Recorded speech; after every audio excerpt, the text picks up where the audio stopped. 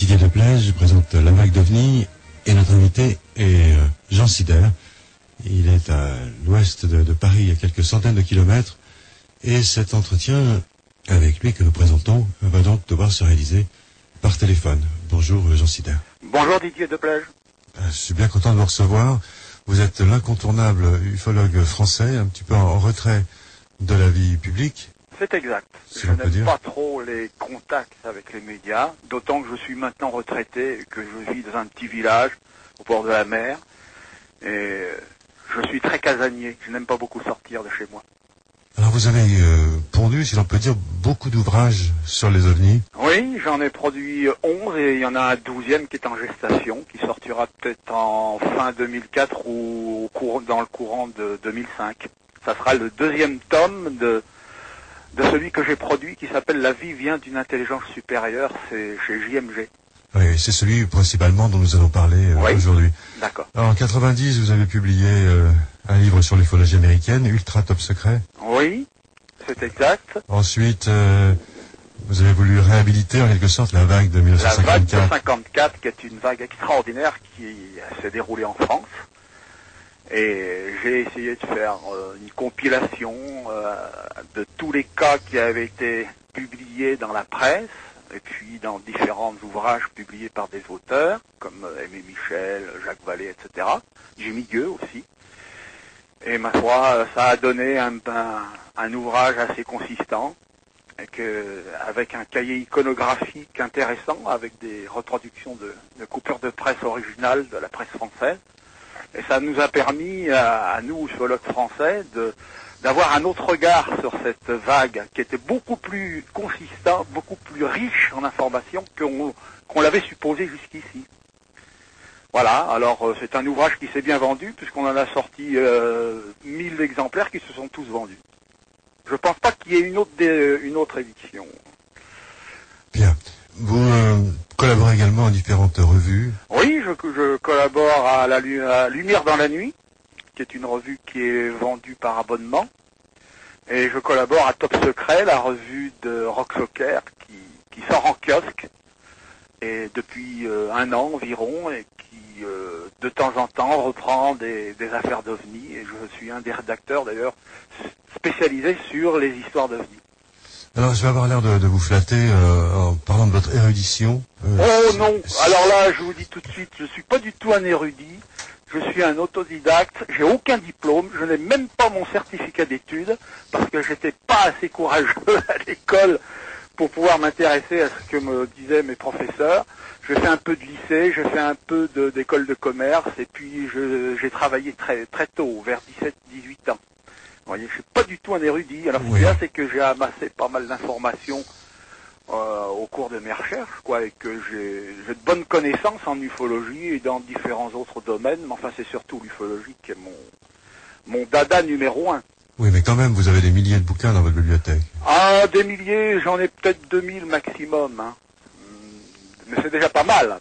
Et vous vous procurez des livres qui ne sont pas encore traduits en français, ce sont vos sources? J'ai surtout beaucoup de livres américains parce que j'ai un fournisseur qui m'envoie son catalogue mensuel et ça fait au moins 30 ans que je lui achète des bouquins. Oui. Voilà. C'est rare quand je lui en achète pas au moins un par mois, mais ça m'est arrivé plusieurs fois, mais de temps en temps je lui en prends 5 ou 6 d'un seul coup. Ça dépend ce qu'il produit, parce qu'il faut faire attention avec les productions des livres américains aux États-Unis. Il sort aussi beaucoup de choses qui ne sont pas valables. Hein. Des livres écrits par des farfelus, des paranoïaques et tout. Il faut faire très attention. Est-ce que vous participez... Alors, j'ai utilisé plusieurs fois avec des livres qui n'étaient pas intéressants, mais par contre, il y en a d'autres qui sont intéressants, qui sont écrits par des scientifiques. Est-ce que vous participez à la vie de l'information sur Internet? J'ai pas Internet. Je n'ai pas Internet parce que, bon, j'aurais pu le prendre, mais on m'a dit, tu sais, tu vas perdre un temps fou à chercher des documents, etc.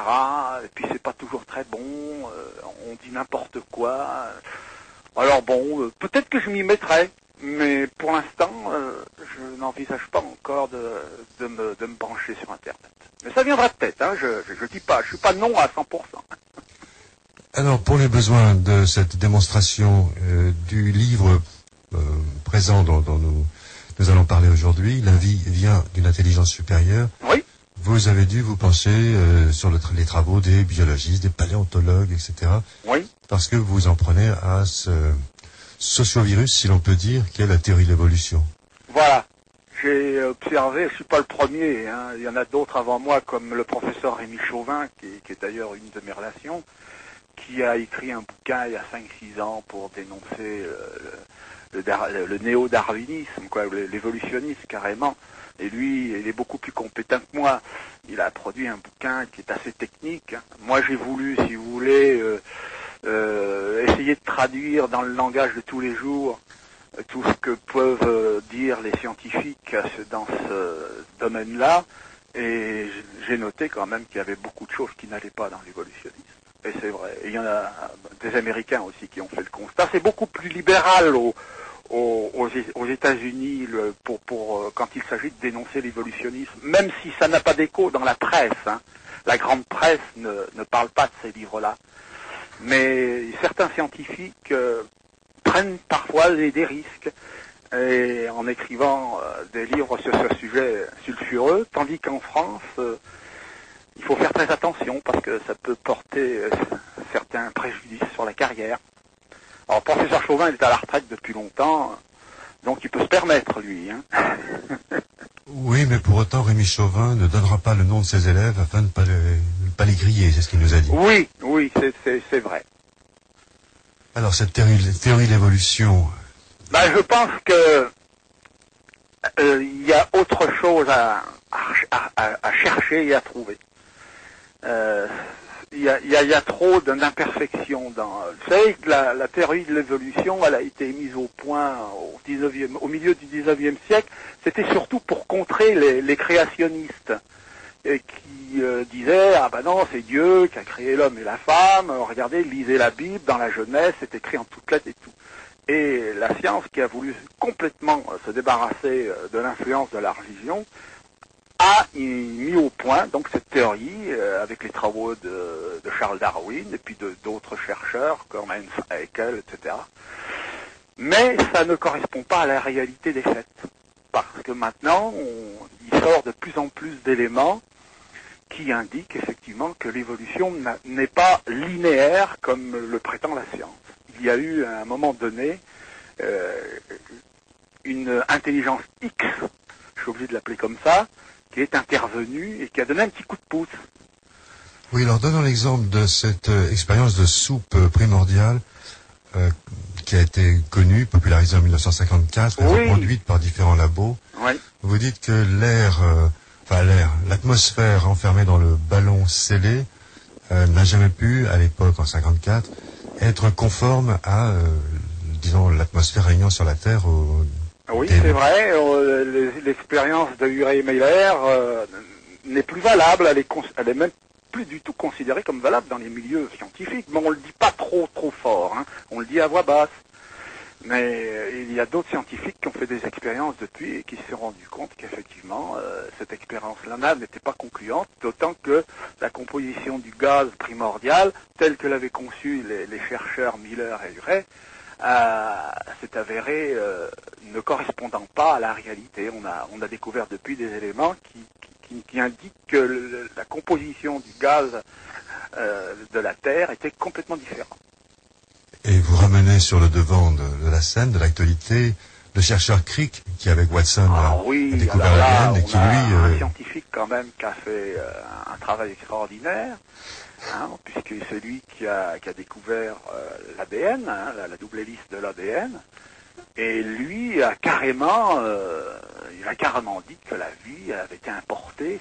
C'est lui le père de la théorie de la panspermie dirigée, c'est-à-dire qu'il a dit carrément ce sont des extraterrestres qui ont implanté la vie sur Terre. Oui, on a eu Fred Hoyle aussi. Alors Fred Hoyle, lui, il était plutôt dans l'astronomie, c'était un astronome. Mais lui aussi, il était tout à fait opposé à l'évolutionnisme. Et chaque fois qu'il parlait du Big Bang, il s'en gaussait parce que c'est d'ailleurs lui qui est le père de l'expression Big Bang, hein, pour Pour se moquer. L'explosion de la vie dans l'univers. Pour se moquer, dites-vous, le grand boom. Ou le grand boom, c'est ça, oui. Nous, on dit Big Bang, on emploie encore la formule anglo-saxonne. Fred Hall disait, c'est pas possible que la vie soit née comme ça de multiples hasards successifs. Et il prenait comme exemple celui que je vais vous citer. Il disait, c'est comme si une tornade arrivait sur un dépôt de vieilles voitures et transformait tout ça en un Boeing 747. Ouais. Il avait le sens de l'humour. En effet, vous ne manquez pas de critiquer ce que vous appelez la science étatique. Oui, oui. Et le trucage d'Emmanuel. Et le trucage d'Emmanuel. De tout son poids sur les dogmes, sur les lois, etc. Et la science qui dépend de l'État pour le financement de ses travaux, est obligée de suivre la voie qui lui est dictée. J'ai expliqué ça, je crois, dans un chapitre ou deux, et notamment dans mon dernier bouquin qui est sorti, que vous n'avez peut-être pas reçu encore. Hein. Non, la faute à Jean-Michel Grandcir, votre éditeur. Oui, voilà, j'ai sorti un autre bouquin chez Jean-Michel Grandcir qui s'appelle OVNI, dossier diabolique, et j'ai expliqué dans le premier chapitre qu'il y a une mainmise étatique sur tous les sujets tabous parce qu'on veut pas, ils ont peur que la société peut-être soit un petit peu traumatisée par le fait que les vérités scientifiques actuelles soient affichées en l'air avec de nouvelles théories. Voilà. La science, elle-même ne supporterait pas un tel changement. Oui, mais c'est ce qu'ils disent. Hein. Vous ne manquez pas d'accuser les scientifiques d'un certain milieu, de les accuser de tricherie, par exemple, sur les croquis qui sont reproduits dans les manuels scientifiques scolaires étudiants. C'est pas moi qui ai dénoncé cette tricherie le premier. Hein. C'est un scientifique lui-même. Hein, j'ai reproduit pas mal de ses arguments dans le livre qu'il a publié et que j'ai acquis. Je lui avais d'ailleurs demandé à ce scientifique l'autorisation de reproduire une partie des arguments qu'il a dispensés dans son livre. Il m'a donné cette autorisation. J'ai publié sa lettre d'ailleurs dans mon livre. Et effectivement, il y a des abus quand les scientifiques veulent démontrer la justesse de leur théorie à partir de croquis. Et j'ai un de mes amis qui est un scientifique retraité qui m'a dit, vous savez, il a lu mon bouquin et puis quand il est tombé sur Heinkel, le fameux Heinkel qui avait dessiné des embryons d'êtres divers, d'animaux et d'humains, qui se ressemblaient étrangement, il avait ajouté sa touche personnelle, il avait carrément triché. Hein. Et il m'a dit, vous savez, vous trouverez jamais un scientifique qui n'a pas plus ou moins triché quand il a produit des dessins pour illustrer ses écrits. Vous voyez, il a été carrément, il m'a dit tout le monde triche. Tout le monde triche parce que c'est la règle, si j'ose dire, dans ce milieu pour pouvoir maintenir le dogme en place. Ça peut paraître extraordinaire et pourtant c'est vrai. C'est absolument vrai. Et donc, on enseigne toujours dans les manuels scolaires. On enseigne toujours dans les écoles, dans les universités, la justesse des théories qui sont illustrées de croquis qui sont quelquefois faussés. Malheureusement, c'est vrai. Alors, on voit toutes sortes de choses dans ce domaine, y compris un scientifique qui a proposé la théorie de l'évolution à l'envers, à savoir le singe descend de l'homme, les reptiles retournent à la mer et deviennent poissons. Vous pouvez nous développer un petit peu cela, ça paraît assez fantastique. C'est un zoologue et un ichtyologue, spécialiste des poissons, qui s'appelle Monsieur François Dessart, avec qui je suis en relation. D'ailleurs, à la suite de la petite mention de son nom qui est apparue dans mon livre, il m'a écrit pour dire qu'il n'était pas tout à fait satisfait de la façon dont je l'avais traité. Alors bon, on s'est raccommodé depuis, au contraire, on est devenus maintenant des amis. Et dans mon prochain bouquin, je vais passer un texte en annexe pour, disons, le dédommager, si j'ose dire, pour lui permettre de s'exprimer lui-même et d'exposer sa théorie, qui n'est pas inintéressante en soi, mais je pense qu'il doit se tromper, mais après tout, vous savez, moi je dis aussi dans mes livres que je peux me tromper, il n'y a rien qui est sûr dans ce domaine. C'est vrai, mais alors, vous le dites à plusieurs reprises. Oui. Mais alors, donc, l'homme apparaît sur Terre, puis des dérivés, des dégradés produisent des singes, selon lui, c'est ça? Ben, j'ai pas suivi complètement sa pensée, parce que quand j'ai vu sur quelle voie il s'engageait, je me suis dit, oh là là, à mon avis, il se plante. Hein. J'ai peut-être eu tort de pas complètement prendre connaissance de son hypothèse, mais c'est une hypothèse, qui, à mon avis, qui tient pas la route. Mais ceci étant dit, comme je vous l'ai dit tout à l'heure, il n'y a rien de sûr dans ce domaine. Il n'y a que des théories, il n'y a aucune certitude. Et une théorie, ça restera toujours qu'une supposition. Jusqu'au moment où elle est remplacée par quelque chose qui est sur des bases solides. Oui, mais pour l'instant, c'est pas le cas. Il y a des théories qui cherchent d'autres théories, mais ça restera toujours des théories. Il n'y a aucune preuve formelle. Alors, l'homme ne sait actuellement pas d'où il vient. Nous ne savons pas d'où nous venons. Et d'ailleurs, il n'y a pas si longtemps que ça, puisque je suis abonné à plusieurs revues scientifiques, dont Science et Vie. Et dans Science et Vie, j'ai même repris la phrase de Science et Vie pour la mettre dans mon deuxième tome, là. Et cette phrase dit, à l'heure actuelle, on ne sait toujours pas d'où nous venons. Ah, ça, c'est quand même intéressant. Surtout dans Science et Vie, parce qu'en général, Science et Vie, ils n'aiment pas trop dire qu'il y a des choses qu'ils ne comprennent pas. Hein. C'est une revue qui est très rationaliste. Effectivement, Science et Vie est assez dur. Oui, avec mais depuis quelque différentes. temps, je note dans certains articles qu'on lâche quelques informations qui dénotent l'impuissance des scientifiques à cerner la vérité dans ce domaine-là. Alors, quelles sont les théories en présence, à part la théorie de l'évolution que vous venez de balayer, enfin que vous balayez plus en détail évidemment dans votre livre, et qui est un gros morceau. Vous avez évoqué comme ça en passant la panspermie, mais il y a aussi la panspermie dirigée. Oui. Et puis l'usine volcanique océanique. Ah bah ça c'est... Non, j'ai pas voulu non plus trop développer cette théorie parce qu'elle n'est pas... À mon avis, ça correspond pas non plus aux éléments que nous avons rassemblés depuis quelques années. Mais quoi qu'il en soit, on est toujours à la recherche de ces fameux acides aminés, les briques constitutives, et on recherche l'origine de ces acides aminés. Voilà. Alors, les acides aminés venant de l'espace, venant du fond des océans. Oui, on a supposé, on a émis différentes théories. On a surtout, dernièrement, pensé qu'il s'agissait d'acides aminés qui auraient été transportés par des météorites en provenance de l'espace. Oui. Mais bon, on n'est pas sûr non plus parce que, vous savez, traverser l'espace, ça implique quand même pour ces acides aminés d'être détruits carrément. Peut-être pas dans la glace. Dans le froid glacial de l'espace. Et puis les rayons cosmiques aussi qui peuvent détériorer les acides aminés. Donc c'est pas certain. C'est une théorie qui tient encore, mais c'est pas encore définitif. Vous m'avez demandé mon avis sur l'évolutionnisme, sur les éléments qui contredisaient l'évolutionnisme. Alors je vous signale qu'il y en a quand même un qui est énorme, et qui est connu depuis très longtemps, mais on n'en parle pas, bien entendu, dans les universités. C'est le fait que les fossiles qui ont été trouvés dans les différentes couches, que ce soit le primaire, le tertiaire, le secondaire, etc., invalident complètement l'évolutionnisme.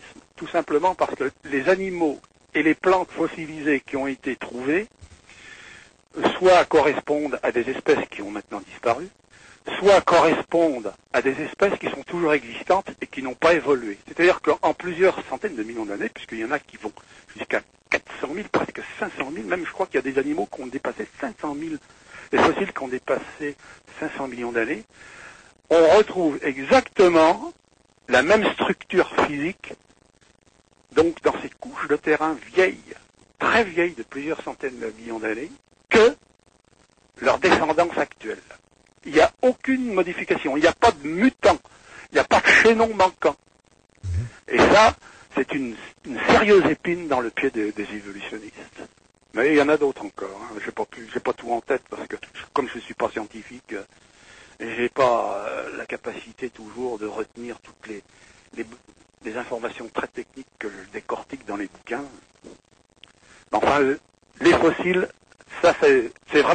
blesse dans le domaine de l'évolutionnisme.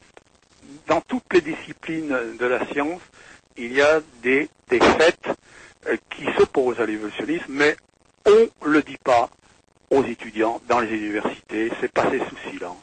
Et même quand vous avez, par exemple, une découverte qui se fait et qui invalide l'évolutionnisme, donc une découverte qui a été rendue publique, eh bien, les manuels universitaires ne répercutent pas l'information dans leurs éditions qui viennent ensuite par la suite. Par exemple, je vais vous citer un cas. Récemment, on a découvert que l'homme de Néandertal n'était pas l'ancêtre de l'homme. C'était pas un ancêtre de l'homme. On l'a découvert en 97, à partir de l'analyse de l'ADN, donc d'un os qui provenait des fameux restes en question. Et on a découvert qu'il n'avait aucune parenté, notamment au niveau de l'origine maternelle, aucune parenté avec l'être humain. Ça a été divulgué récemment, je crois, dans la recherche, je crois, ou dans Sciences et Vie, je me souviens plus. Enfin, c'est tout récent. La divulgation, parce que la découverte, elle a été faite en 1987 par une équipe de 6 scientifiques. Alors évidemment, tout de suite, il y a eu une levée de bouclier, parce que ils se sont trompés, parce que c'est toujours comme ça, vous comprenez. Chez les scientifiques, s'il y a une équipe qui sort du chemin dictatorial de l'évolutionnisme, tout de suite, l'opposition se dresse comme un seul homme et fait chorus pour nier l'évidence, pour nier la validité des recherches qui ont été faites. Bon, jusqu'à preuve du contraire, l'homme de Néandertal, il n'est pas l'ancêtre de l'être humain. Donc, c'est peut-être pas encore définitif, parce qu'il faut des contre-analyses, et puis, enfin bon, vous savez, dans le domaine de la science, quand il s'agit de dissimuler quelque chose, on n'a pas peur de dire qu'il y a des scientifiques qui sont trompés. À partir du moment où ça gêne le dogme, on dit qu'ils se sont trompés. Ce dogme auquel on s'accroche. Bien, alors ça constitue à peu près la moitié de votre ouvrage, oui. Pour savoir sur quelle base nous parlons. Et puis on rentre dans un aspect, pour moi, assez inédit, c'est le comparatif entre les enlèvements au sabbat, des sorcières d'antan et du temps de l'Inquisition aussi, mais jusqu'aux Sumériens, pour dire... Ah oui, il y en a eu de tous les temps. Mais disons qu'ils ont été mis... en exergue du temps de l'Inquisition, puisqu'il y a eu des procès, il y a eu des comptes rendus qui ont été enregistrés, etc. Donc on a encore des livres aussi qui ont été écrits par certains inquisiteurs, certains juges laïcs aussi. Et on a tous ces ouvrages-là qui nous apportent une somme d'informations extraordinaires. Et vous les mettez en parallèle avec les enlèvements ou l'abduction. Voilà. Et j'ai découvert plusieurs parallèles, j'en ai cité 20 dans mon livre, mais j'aurais pu en citer beaucoup plus, des parallèles, des analogies, si vous voulez, entre enlèvement moderne et enlèvement ancien. Il y a les mêmes schémas, mais dans un autre habillage. Voilà, aujourd'hui, c'est la soucoupe volante, donc les gens, en principe, sont emmenés... du moins, on leur fait croire qu'ils sont emmenés dans un vaisseau spatial, et autrefois, il n'y avait pas de soucoupe volante, il n'y avait pas ces concepts-là de vie extraterrestre, donc on emmenait les gens dans un lieu pour faire des ripailles et se livrer à toutes sortes de manifestations orgiaques, etc. Et on les transportait pas seulement dans les soucoupes volantes, on les transportait sur un démon, sur un animal, sur un balai, sur le dos d'une sorcière, etc. Voilà, c'était comme ça. Mais sinon, il y a exactement les mêmes scènes de réalité virtuelle qu'on leur a induit dans l'esprit. Et parfois, les gens, d'ailleurs, ne quittaient pas leur domicile. Manifestement, c'était, disons, des subterfuges qui étaient induits dans le cerveau des gens. On va détailler tout cela. Voilà. Là, le décor est planté. On a une idée du contenu, du moins de la trame de votre livre. Oui. On va détailler tout cela après une pause musicale. D'accord. Alors, on vient de situer un peu le décor. Jean Sider, pendant quelques années, votre réputation est celle d'un propagateur de la théorie Tollet-Boulon, en quelque sorte. C'est exact. Oui, et puis vous avez viré dans la filière Jacques Vallée un peu l'hypothèse psycho-folklorique. C'est pas tout à fait ça. Hein. Je pense qu'il existe une intelligence supérieure au-dessus des hommes qui produit les phénomènes paranormaux en général et ovnis en particulier. Mais je ne suis pas du tout convaincu que cette intelligence est extraterrestre, d'une part, et est humaine comme nous. Je pense plutôt qu'il s'agirait, mais encore une fois, je dis que je peux me tromper, il s'agirait plutôt d'une intelligence énergétique, fluidique, qui aurait la possibilité de se matérialiser dans n'importe quelle forme. Elle aurait une maîtrise absolue sur les particules de la matière, et il y a beaucoup de témoignages qui nous donnent cette impression-là. Beaucoup plus même qu'on le croit. Par exemple, il y a des cas qui ont été rapportés par des gens qui se disent avoir été abductés dans un ovni, c'est-à-dire avoir été enlevés à bord d'une soucoupe volante ou d'un vaisseau spatial, si vous préférez, et qui ont vu des êtres qui se transformaient, soit en animal, soit qui changeaient de forme, soit qui prenaient l'apparence d'un être humain connu de la personne qui était enlevée, ce qui est quand même assez extraordinaire, ou encore qui prenait la forme d'un être humain décédé, connu de la personne abductée. Vous voyez que ça implique quand même beaucoup de choses. Ça implique, d'une part, la manipulation de l'esprit du témoin qui a pu être leurré avec des artifices, mais ça implique aussi, dans le cas où cette entité aurait la possibilité de se matérialiser dans notre espace-temps, la possibilité pour elle de se manifester sous n'importe quelle forme. Voilà, c'est une des raisons qui m'incite à penser que c'est pas forcément des créatures de chair et de sang comme nous. Donc vous n'écartez pas... Je n'écarte pas l'idée qu'il s'agisse d'extraterrestres en chair et en os. Hein. Je dis simplement que la somme des données que nous avons collectées depuis déjà pas mal d'années, 50 ans, indique qu'il y a une possibilité pour que la solution ne soit pas celle à laquelle beaucoup de gens ont pensé, y compris moi. Effectivement, pendant plus de 10 ans, j'ai cru qu'il s'agissait d'extraterrestres qui venaient dans des vaisseaux spatiaux, nous visiter, et puis qui n'osaient pas prendre contact avec nous, etc., pour des raisons qui étaient les leurs et tout. Mais maintenant, j'ai changé de vie. Je ne suis plus du tout un nuts and boltiste, comme vous disiez. Ouais, dans les boulons. Dans les boulons. Non, là, cette fois, vous proposez carrément une sorte, ce que j'appellerais une théorie unitaire de tous les phénomènes ovnis ou parapsie ou spirit, médiumnique, défunt, etc. Théorie unitaire et que on retrouve derrière chacun de ces phénomènes apparemment distincts, bien distincts, qui font école dans des domaines cloisonnés. Votre théorie unitaire, c'est qu'il s'agit des mêmes entités farceurs, manipulatrices, menteurs et menteuses, mensongères, la même source derrière tous ces phénomènes.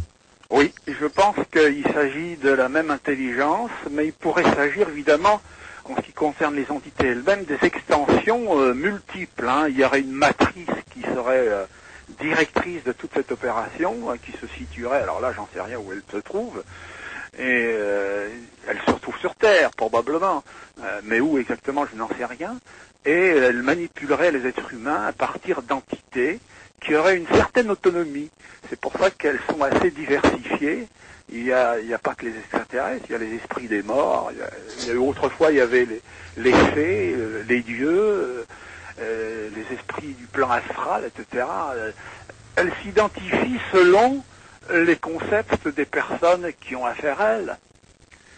Donc il y a toute une diversité d'identités, mais il y a aussi les mêmes techniques qui sont employées par ces différentes identités apparentes, mais en fait, je pense que ce sont les mêmes. D'ailleurs, dans certains cas d'OVNI, des observations rapprochées ou encore des témoignages d'enlèvement, il y a interférence de plusieurs types de phénomènes, comme les phénomènes de poltergeist, des apparitions religieuses. Il y a des gens qui ont vu des apparitions religieuses, Jésus, Marie, etc., qui sont apparues dans l'OVNI où il se trouvait.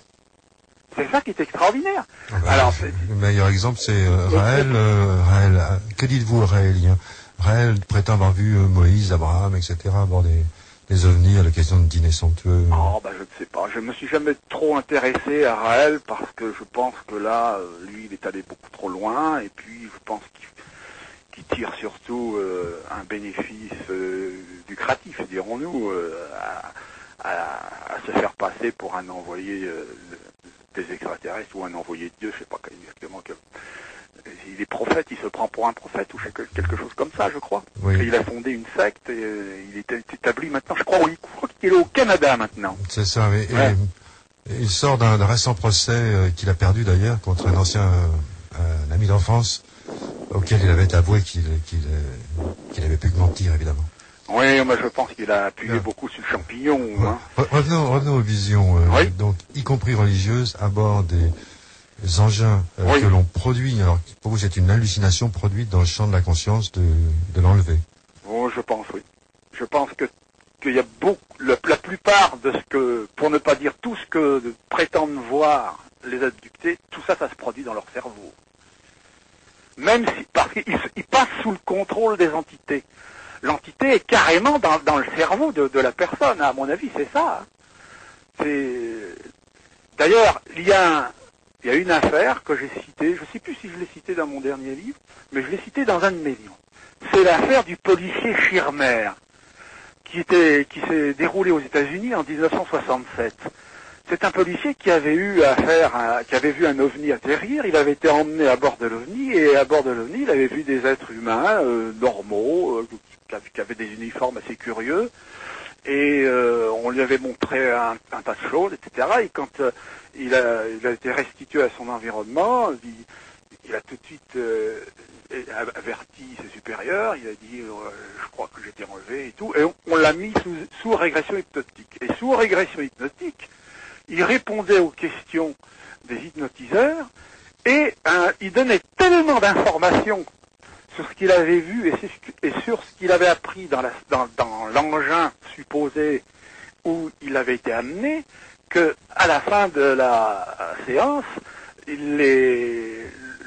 celui qui menait la séance lui a dit mais comment ça se fait que vous connaissez toutes ces informations là?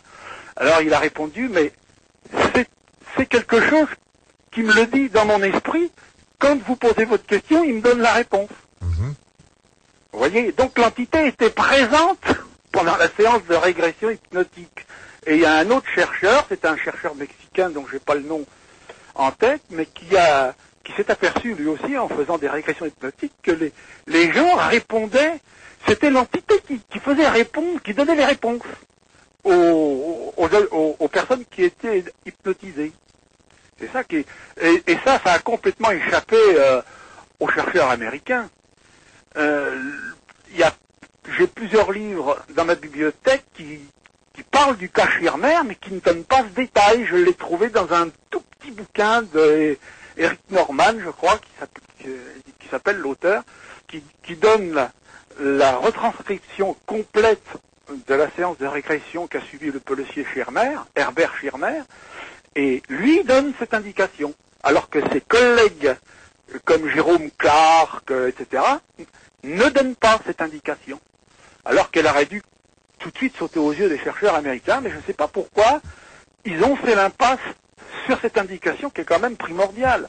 Non, elle leur paraissait pas signifiante, c'était pas ce qu'ils cherchaient. Ouais. Je vais vous citer un autre exemple d'autocensure des chercheurs américains. Il y a à peu près 5-6 ans, j'ai réussi à placer un texte dans la revue américaine MUFON UFO Journal, qui est une des revues, c'est un mensuel, une des revues les plus anciennes, puis aussi peut-être les plus sérieuses, concernant le phénomène OVNI aux États-Unis. J'ai réussi donc à placer un texte, je l'avais traduit en anglais, je l'ai fait corriger par Anne Druffel, qui est une chercheuse américaine avec qui j'ai eu quelques correspondances ces dernières années. Elle m'a parrainé, si j'ose dire, auprès du directeur de la revue américaine, et mon texte a été publié. Ensuite, quand j'ai mis à jour les affaires de transport au sabbat qui était très proche des enlèvements modernes, j'ai envoyé un autre texte, toujours corrigé par Anne Druffel, et toujours avec son parrainage. J'ai envoyé à Muffon UFO Journal. Il n'a jamais été publié. On a fait la même opération, toujours avec le parrainage d'Anne Druffel, auprès de Gordon Creighton, il est décédé depuis peu d'ailleurs, je crois qu'il est mort cette année, et qui a été directeur de la Flying Saucer Review, la plus grande revue anglaise dévolue au phénomène OVNI. On lui a envoyé un texte trapu, bien charpenté, bien référencié. Il n'a jamais été publié. Il y a quelque chose qui n'aurait pas passé dans la gorge. Ouais, c'est resté coincé. Et j'ai noté souvent comme ça que les chercheurs, même chez les Français, il n'y a pas que les Américains, c'est général, ils ont des tabous. Il y a des choses qu'ils ne supportent pas. Il y a des chercheurs qui n'admettent pas que des gens puissent être enlevés à bord des ovnis. Il y en a d'autres, ils n'acceptent pas que des mutilations de bétail puissent se produire aux États-Unis, en Argentine, etc. Il y a des tas de tabous qui règnent, et puis chacun a sa petite opinion, et c'est pour ça que les querelles d'école abondent, et qu'on n'arrive pas à s'entendre. Il n'y a pas deux chercheurs qui ont exactement le même type d'opinion, qui sont sur la même longueur d'onde. Il n'y en a aucun. Mais Jean Sider, vous créez vous-même un nouveau tabou, celui des enlèvements non enlevés, des ravis non enlevés, par exemple. Non, c'est pas un tabou. Si, parce que vous êtes seul dans votre cas et... Ah non, pas du tout. Non, affirmez qu'il n'y a aucun enlèvement physique. Ah, je n'ai pas dit ça. Je dis simplement qu'il y a des éléments dans certaines restitutions des séances hypnotiques qui ont été faites sur des gens supposés avoir été enlevés, qui indiquent qu'ils n'ont pas été enlevés corporellement. Ceci étant dit, je reconnais qu'il y a des gens qui ont été déplacés corporellement. Ils ont été enlevés à partir d'un endroit précis, ils ont été rendus à leur environnement à, je sais pas, 5 km, 50, 100, 1000 km plus loin. C'est vrai. C'est tout à fait vrai. Il y a donc une indication qui tend à nous laisser penser que ces entités ont le pouvoir de déplacer dans l'espace des corps humains. Et par contre, je ne suis pas du tout convaincu que quand on les emmène dans une soucoupe volante, ce soit une vraie soucoupe volante. Oui, on va y venir. Mais dans le cas de déplacement d'automobilistes, vous laissez entendre qu'il est possible que le conducteur ait lui-même se soit lui-même déplacé dans un endroit inattendu, oui, par une conduite en état hypnotique. Oui. Je vous explique pourquoi. Parce qu'il y a plusieurs cas ils ne sont pas nombreux, je vous le dis tout de suite, hein, mais il y a plusieurs cas d'automobilistes qui ont été abductés à partir de leur automobile, et quand ils ont repris conscience, la voiture roulait en plein trafic. Alors qu'est-ce qui s'est passé? S'ils ont été enlevés dans une soucoupe volante, la voiture, elle roulait toute seule. Donc il y a quelque chose qui ne va pas. Et à mon sens, c'est l'entité qui avait pris le contrôle du cerveau du conducteur, qui a fait ce qu'elle avait à faire dans le cerveau du conducteur, et le conducteur n'avait pas la maîtrise de sa conduite. C'était l'entité qui dirigeait la manœuvre. Je me suis aperçu, Jean Sider, encore très récemment, que même le terme abducté n'était pas familier à tous nos auditeurs. L'histoire d'idée d'enlèvement, voilà, à moins d'avoir fréquenté les œuvres de Marie-Thérèse de Brosse, par exemple, ou d'avoir suivi longuement ces programmes La Vague d'OVNI sur cette antenne, ou d'avoir lu un certain nombre d'ouvrages, on ne sait pas communément en quoi peut bien consister un enlèvement. Est-ce que vous pourriez nous donner un schéma type avec ses variantes? Voilà. Alors d'abord, que je vous dise que j'ai choisi de franciser le terme anglo-saxon abduction, pour en tirer abducté, abduction pour enlèvement et abducté pour enlever. Pourquoi? Parce que j'ai voulu faire la différence entre enlèvement qui a l'air plutôt d'être un rapt corporel, physiquement réalisé, alors que abduction, à mon avis, est plus nuancé. Alors, en ce qui concerne les enlèvements, ou abductions, comme vous préférez, il y a plusieurs types d'abductions. Il y a l'abduction chez soi, il y a l'abduction dehors, soit vous êtes en pleine nature, à marcher à pied, ou vous êtes en voiture.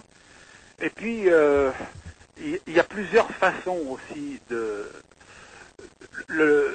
concevoir l'abduction. Ça commence en général, mais pas toujours, par l'observation soit d'une petite boule de lumière, soit on entend un son très aigu, une sorte de sifflement. La petite boule de lumière peut se transformer petit à petit en grosse boule, puis ensuite en ovni, mais c'est pas systématique. Quelquefois, il y a des gens qui sont enlevés simplement parce qu'ils ont entendu un son, et ensuite, ou alors ils ont vu une petite boule lumineuse. Ça arrive souvent dans les histoires de bedroom visite. Hein. Les bedroom visites, c'est les visites en chambre.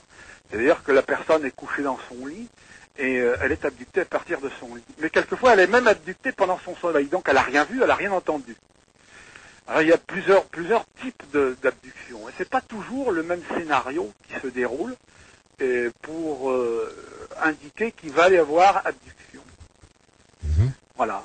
Donc, la personne est amenée à suivre ou à accompagner ou se trouve portée, quel que soit le cas, par des êtres de diverses apparences, dans un lieu où il subit souvent un examen médical. Voilà, c'est la constante un petit peu de tous ces événements. Et il y a plusieurs épisodes qui sont récurrents dans ce type de phénomène. Hein, comme il y a donc l'enlèvement, il est amené à bord, la personne est amenée à bord de la machine. Quelquefois, elle ne sait pas comment elle a été amenée, mais quelquefois, elle le sait. Elle est amenée quelquefois par une espèce de rayon tracteur ou un faisceau lumineux tracteur qui l'amène à bord d'une machine volante qui se trouve à proximité de l'endroit où elle se trouvait, et elle est amenée à bord. De toute façon, elle ne peut plus faire quelque chose de sa propre initiative. Elle est entièrement sous le contrôle des entités. À bord de la machine, il y a effectivement une espèce de check-up qui est pratiqué sur sa personne. En général, on l'étend sur une table ou quelquefois on l'installe dans un fauteuil qui ressemble un petit peu à un fauteuil de dentiste, vous voyez ce que je veux dire. Et il y a des entités qui viennent autour de cette personne, on lui passe des petits instruments sur le corps. Quelquefois, ce sont des instruments qui ressemblent à des stylos ou à des petites lampes poches ou des choses comme ça. Il y a des tas d'appareillages autour dont les entités se servent pour faire des prélèvements de sang, des prélèvements de cheveux, des prélèvements d'ongles, des prélèvements de tissus divers, mais sans trop faire de mal. Enfin, ça dépend. Il y a quelquefois des gens qui souffrent quand même, qui ressentent des douleurs, mais en général, ça se passe pas trop mal. Voilà, et puis ensuite, on l'envoie faire un tour pour une sorte de visite des lieux. C'est pas toujours le cas non plus. Tous les épisodes ne se répètent pas systématiquement, mais la visite, le check-up, ça, c'est pratiquement dans chaque cas. Oui, mais on est tout à fait d'accord là-dessus. Ce que je vous conduis à faire, en quelque sorte, c'est la description que fait Raymond Moody dans La vie après la vie, paru en 75, lorsque il aborde la décorporation aux approches de la mort. Oui. Le schéma type, sachant qu'évidemment, toutes les composantes ne s'y trouvent pas à chaque fois. Oui. Le schéma type, là, vous êtes effectivement en train de nous le décrire. En gros, c'est cela. Puis la personne se trouve ramenée voilà. Et garde une partie ou très peu mémoire de ces événements. Voilà, la mémoire consciente varie selon les individus. Les souvenirs conscients varient selon les individus. Il y a des individus qui ne se souviennent strictement de rien de ce qui s'est passé à l'intérieur de l'engin. Et ils soupçonnent même pas avoir été enlevés. C'est plus tard, ils ont des flashs, ou peut-être à la lecture de livres spécialisés, ils se rendent compte que, tiens, moi j'ai peut-être vécu ça aussi, je vais contacter un hypnothérapeute pour voir voir si j'ai vécu le même genre d'expérience, etc. Et par contre, il y a des gens qui qui ont gardé des souvenirs conscients. D'ailleurs, dans le livre du professeur de psychiatrie John Mack, qui je crois a été traduit en français, il dit bien que la plupart de ces patients, disons 7 sur 10, lui ont rapporté des souvenirs en parfaite conscience et il n'a pas eu besoin de les hypnotiser. Donc il part de ce principe pour dire que les gens n'affabulent pas, parce que bon, c'est un psychiatre professionnel, donc il peut savoir quand il a affaire à un menteur pathologique ou à une personne qui est saine d'esprit et puis qui raconte la vérité, du moins sa vérité, ce qu'elle croit être la vérité. Bien. Alors ça, disons, il ne faut pas croire que tout le monde restitue des souvenirs sous hypnose. Hein. Il y a des gens qui gardent le souvenir conscient de ce qui se serait passé dans la machine durant leur abduction.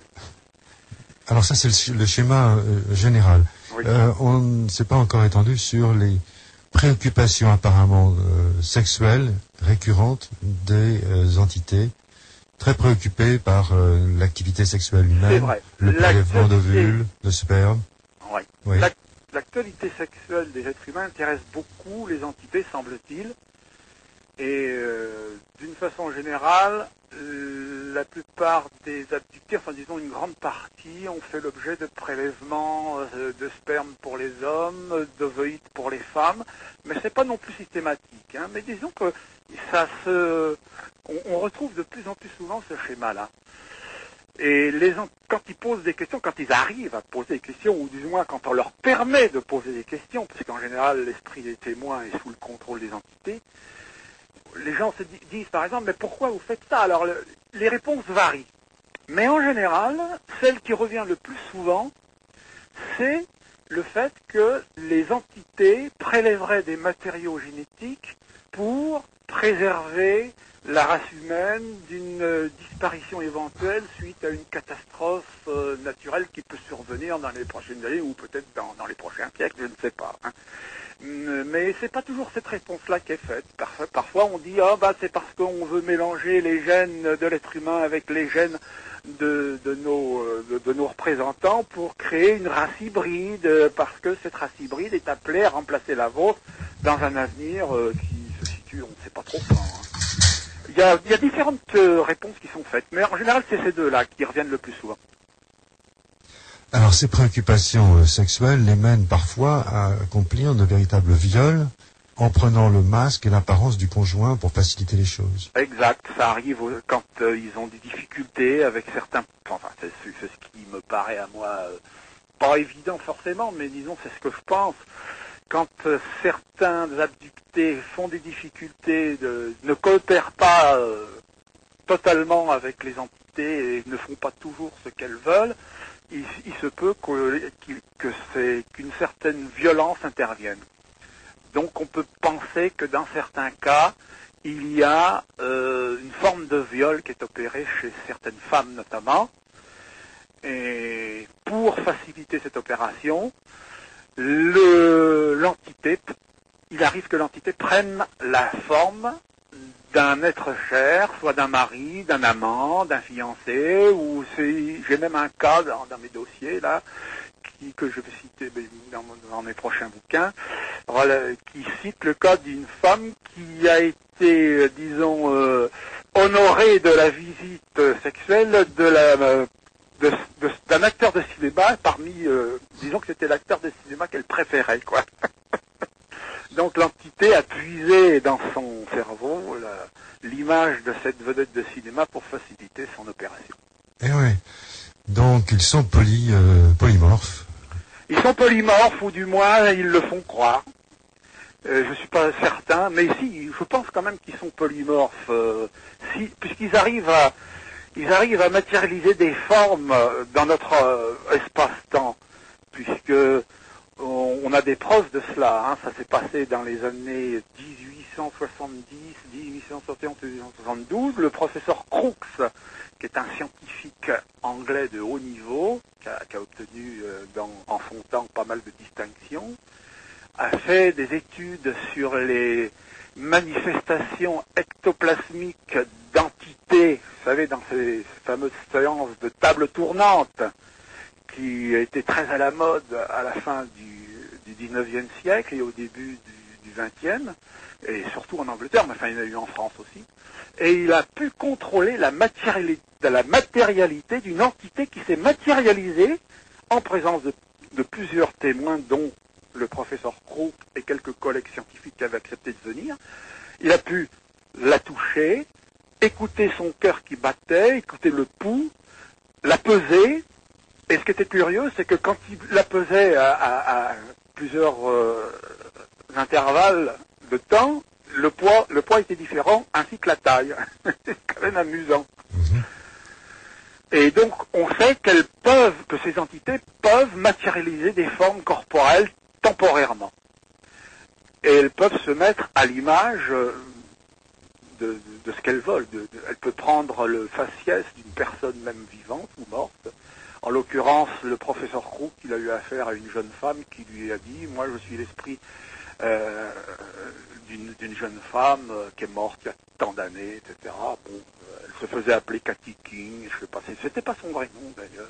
Bon, on l'appelait comme ça, Cathy King, et elle a donné plusieurs fois, elle est apparue plusieurs fois dans ces cercles de spirit anglais, et sous contrôle parfait. Il n'y a pas eu de supercherie, parce que quelquefois il y a eu aussi beaucoup de supercherie dans ce domaine-là.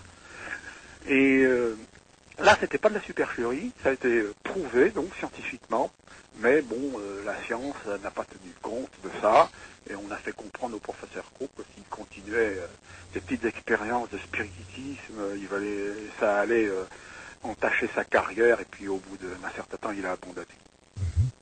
Donc ils sont polymorphes, capables de manipuler notre esprit, mais capables également de créer le décor. Oui. Et de créer, c'est ce que l'on appelle tous les boulons, se le passant dans le ciel. Voilà. Si l'on suit votre explication. Oui, je pense qu'ils peuvent aussi, donc s'ils peuvent le faire avec les humains, ils peuvent le faire avec aussi le matériel. Hein, ils peuvent matérialiser des formes d'objets, toutes sortes, y compris des machines volantes. C'est pour ça que je pense on peut comprendre pourquoi il y a le phénomène de visibilité et d'invisibilité subite qui se passe. Quelquefois, les gens ils disent « j'ai vu l'OVNI apparaître brusquement ». Ou alors, c'est le contraire. L'OVNI a disparu sur place comme on éteint une lumière. Et je pense que c'est ça. Il n'y a pas de déplacement dans l'espace. C'est pas toujours le cas, bien sûr. Mais quand ça arrive, je suppose que c'est l'objet qui se dématérialise quand il disparaît. Et s'il apparaît brusquement, je pense que c'est l'effet de la matérialisation brutale. Donc, Jean Sider, pour résumer à ce stade, parce nous en sommes qu'au début, oui. La théorie d'OVNI, tôle et boulon, vous en êtes venu à une version actuellement 100% immatérielle, manipulée par des entités. Oui. Toutefois, il y a 2 ou 3 éléments que nous n'avons pas envisagé, c'est les écoradars d'une part, ou le déplacement esquissé tout à l'heure de la personne dans un véhicule qui se retrouve à des distances considérables. Comment l'immatérialité pourrait-elle se manifester pour produire ce genre de choses? Moi, j'explique ça à ma manière, bien sûr. Évidemment, ça va faire bondir pas mal de lecteurs, je suppose, d'auditeurs, pardon. Je pense que les gens ne voyagent pas corporellement. Je pense qu'ils voyagent sous une autre forme. Ils doivent voyager sous la forme des entités, c'est-à-dire sous une forme fluidique. Ils sont eux-mêmes dématérialisés. C'est ce que je suppose, attention. Hein. Je m'engage là, mais... Prudemment, oui. Non, mais ils n'ont pas besoin de matériel pour se déplacer. Si ces entités sont, comme je le suppose, énergétiques, fluidiques, et qu'ils se déplacent donc comme des ondes, ils n'ont pas besoin de matériel, ils n'ont pas besoin d'engins. Comme nous en avons, les avions, les navettes spatiales, etc., ils n'ont pas besoin de ça. Oui, mais comment peuvent-ils déplacer nos engins? Exemple, une voiture. Ils ont accès à la matière de l'objet ou de la personne qu'ils veulent soulever en l'air. Ils s'intègrent carrément dans l'objet ou la personne qui doivent soulever, qui doivent déplacer. D'accord, et les écho-radars? Comment? Alors les écho-radars, ça peut effectivement être de vrais échos qui ont été faits à partir d'une machine qui a été matérialisée dans l'espace à une certaine distance et qui a renvoyé un écho. Mais il peut aussi s'agir tout simplement de l'entité qui émet un faux écho dans le radar lui-même.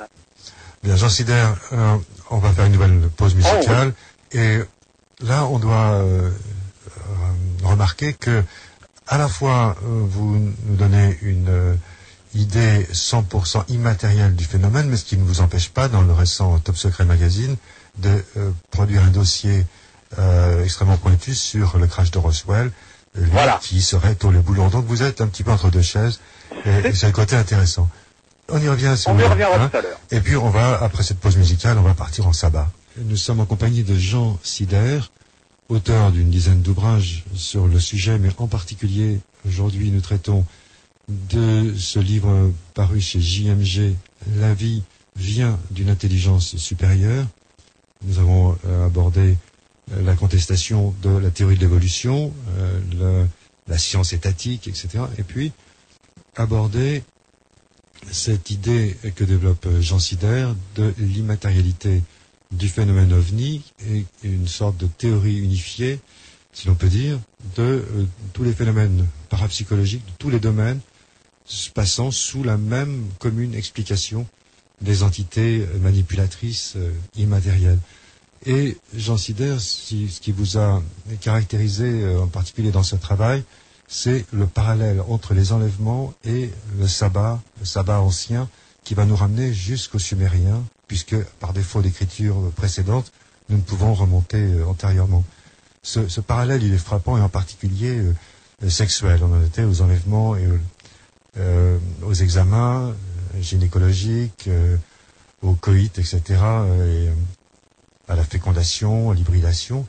Cette préoccupation des entités ne ferait en sorte que permettre à l'inconscient perturbé de s'exprimer, attisé par des entités préoccupées de reproduction, de connaître nos mécanismes sexuels. Oui, c'est une possibilité aussi. Peut-être que se base sur les fantasmes, les obsessions des gens, mais je pense quand même que c'est autre chose. Je pense pas que ce soit les obsessions, les fantasmes sexuels. Je pense qu'elles sont vraiment intéressées, ou du moins qu'elles veulent faire croire qu'elles sont intéressées par les matériaux génétiques et les possibilités d'hybridation ou de collecte des matériaux génétiques pour je ne sais trop quelle opération de survie qu'elles ont programmée. Et c'est très difficile de dire exactement les motivations, bien sûr. Les motivations, il y a aucune preuve. Et de toute façon, comme ces entités passent leur temps à nous fourvoyer, à nous envoyer dans des cul-de-sac, il est impossible de sortir une vérité avec du faux. Hein. Ça, c'est sûr. Les seuls éléments qu'on a, ce sont les restitutions des régressions hypnotiques, hein, en ce qui concerne ce type d'incident. Donc, ou bien on prend tout au premier degré, et alors là, on tombe dans certains travers paranoïdes qui vont nous faire croire que bientôt ça va être la fin du monde et puis qu'on va être envahi par une race extraterrestre reptilien, comme l'affirment certains auteurs. Ou bien alors on garde la tête froide, on se dit attention, on est en train de se faire blouser, gardons notre sang-froid et ne prenons pas ça surtout au premier degré. Il faut donc envisager une autre hypothèse. Alors ce parallèle avec le sabbat. Le parallèle avec le sabbat, il est surtout axé, comme vous l'avez dit vous-même, sur l'intéressement des démons, puisqu'on les appelait comme ça autrefois, pour la sexualité des êtres humains. Il y avait effectivement une abondance d'épisodes qui ont été consignés par les inquisiteurs lorsqu'on interrogeait les gens, quelquefois sous la torture, hein, c'est même souvent sous la torture. Alors évidemment, sous la torture, on peut faire dire n'importe quoi aux gens, mais là, il y a un thème général qui revenait, toujours pareil, c'était le sabbat, c'est-à-dire on emmenait les gens en pleine nature, où on leur faisait croire qu'on les emmenait quelque part. En pleine nature, ils se trouvaient dans une assemblée qui réunissait parfois plusieurs centaines de personnes. Il y avait des démons qui présidaient les assemblées, il y avait des rituels, des espèces de messes noires qui étaient faites, et puis tout se terminait dans la débauche et les orgies. Quelquefois même, il y avait des humains qui copulaient entre eux, quelquefois, comme je l'ai dit, il y avait aussi des rapports incestueux. On n'en trouve pas beaucoup de rapports incestueux dans l'histoire d'enlèvement moderne. On en trouve 2 ou 3 comme ça. Mais autrefois, c'était assez courant dans l'histoire de Saba. Alors vous développez ce parallèle assez frappant, vous donnez, parce qu'il faut se fixer un chiffre, une vingtaine d'exemples, mais il y en aurait bien d'autres. Oui, vous pouvez développer ce parallèle? Comment? Vous pouvez développer ce parallèle à titre d'exemple, par exemple, en prenant l'exemple des grandes lignes que l'on retrouve, des similitudes entre enlèvement ovni la similitude, on en trouve beaucoup. Donc il y a le même schéma directeur qui se passe, c'est-à-dire que les gens sont dans leur lit, et puis c'est pas toujours le cas. Quelquefois ils sont auprès du feu ou chez eux à vaquer à leurs occupations, puis tout à coup ils perdent le contrôle de leur sens et leur esprit passe sous le contrôle d'une entité. Les gens perdent complètement notion de la réalité, de l'environnement dans lequel ils sont, et on leur fait voir toutes sortes de scènes. Ils sont paralysés, ils n'ont pas d'initiative personnelle, ils ne peuvent pas prendre d'initiative personnelle, et ils sont ils vivent. Autrefois, on vivait ce qu'on vit aujourd'hui, mais dans un autre habillage, et avec des épisodes quelquefois légèrement différents, mais qui se rapportent à peu près à la même chose.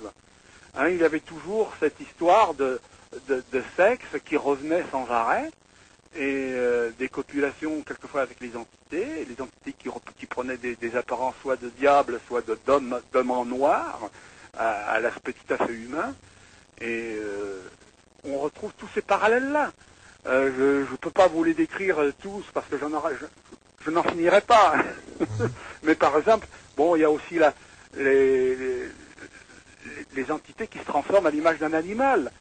On en trouve dans des cas modernes aussi, on en trouve dans les cas anciens, comme par exemple une apparition de Jésus, on en trouve dans les cas modernes, on en trouve dans les cas anciens. Par exemple, les gens, quand ils se rendaient compte qu'ils avaient affaire à des entités diaboliques, démoniaques, ils faisaient appel quelquefois à Dieu, et ou bien la scène disparaissait complètement, ou bien il y avait une apparition d'un personnage religieux qui leur disait « Je suis là, mon enfant, pour te protéger, n'aie pas peur », etc. Voilà. Alors, comme dans le cas des enlèvements E.T., extraterrestres, par des aliens, oui, dont on vient de parler, dans le sabbat, de même, il ne s'agirait pas de s'éloigner de l'endroit, mais simplement d'être manipulé, fantasmé par un décor artificiel. Des témoins, vous citez dans le cas du sabbat, des témoins affirment que la personne n'a pas quitté la pièce, bien qu'elle prétende s'être trouvée à distance. Oui. Il y a plusieurs cas comme ça qui ont été prouvés. On peut pas le faire pour tous les gens, bien sûr, hein, pour tous les gens qui ont été arrêtés par l'Inquisition et puis condamnés et même brûlés ou pendus. Mais il y a des cas où la présence permanente de la personne qui a prétendu aller au sabbat s'est avérée exacte. C'est-à-dire, par exemple, dans le cas de personnes qui étaient emprisonnées. Elles n'ont pas quitté leur cellule. Dans le cas de nonnes, il y a eu beaucoup de nonnes aussi qui ont intéressé les démons autrefois. Dans les couvents, les nonnes ne quittaient pas leur couvent. Elles se réveillaient le lendemain matin avec des traces de rejet organique sur leur corps qui les incitaient à penser qu'elles avaient eu affaire à un démon luxurieux.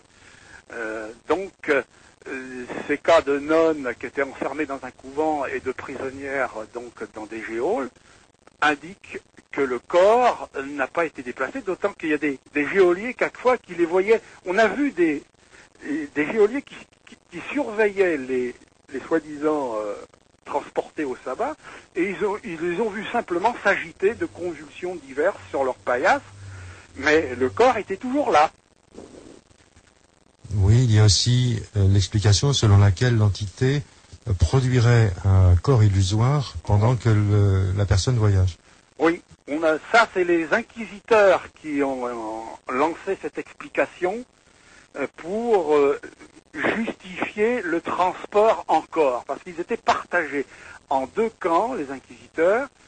Comme les ufologues aujourd'hui. Comme les ufologues, ça n'a pas changé, hein, on ne changera pas les humains pour ça. Les inquisiteurs, certains inquisiteurs, en général c'était les inquisiteurs religieux qui pensaient que le transport était réalisé en corps.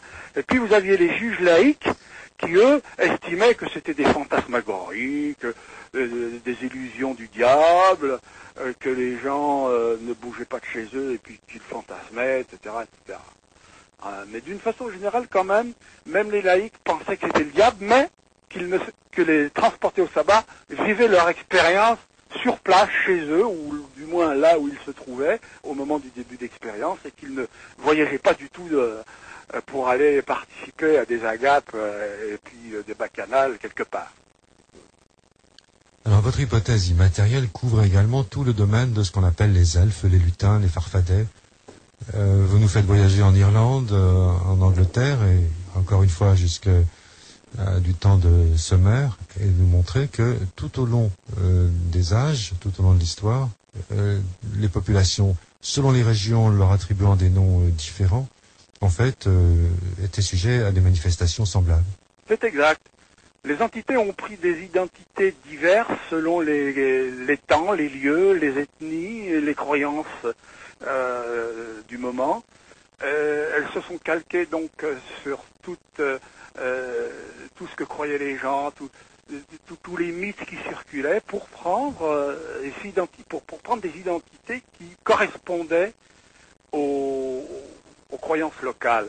Et c'est pour ça qu'on a différentes identités selon les époques et les lieux, comme ça a commencé avec les dieux, les déités diverses, les esprits de la nature, les élémentaux, les fées, etc. Et puis par la suite, les fées ont disparu, on laissé place aux esprits des morts, les guides spirituels de l'au-delà, et lorsque nous sommes arrivés au siècle de l'industrialisation, puis qu'on a commencé à faire voler des avions, etc., il y a eu les extraterrestres qui se sont présentés comme ça. Les entités se sont présentées sous des apparences qui suggéraient la présence d'extraterrestres. Mais c'est rare quand elles disent qu'ils sont extraterrestres, quand ils arrivent à leur poser des questions, ou du moins quand ils croient avoir la volonté de poser des questions aux entités. Les entités en général ne disent pas qu'ils sont extraterrestres. Parfois ils disent qu'ils viennent d'un monde lointain. Quelquefois ils arrivent à définir une constellation, un soleil, une étoile, je veux dire, et puis ils la désignent par les noms que nos scientifiques donnent à ces corps, ce qui fait quand même un peu curieux, quoi.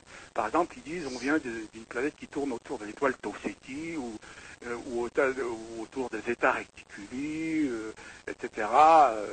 Ça fait quand même bizarre.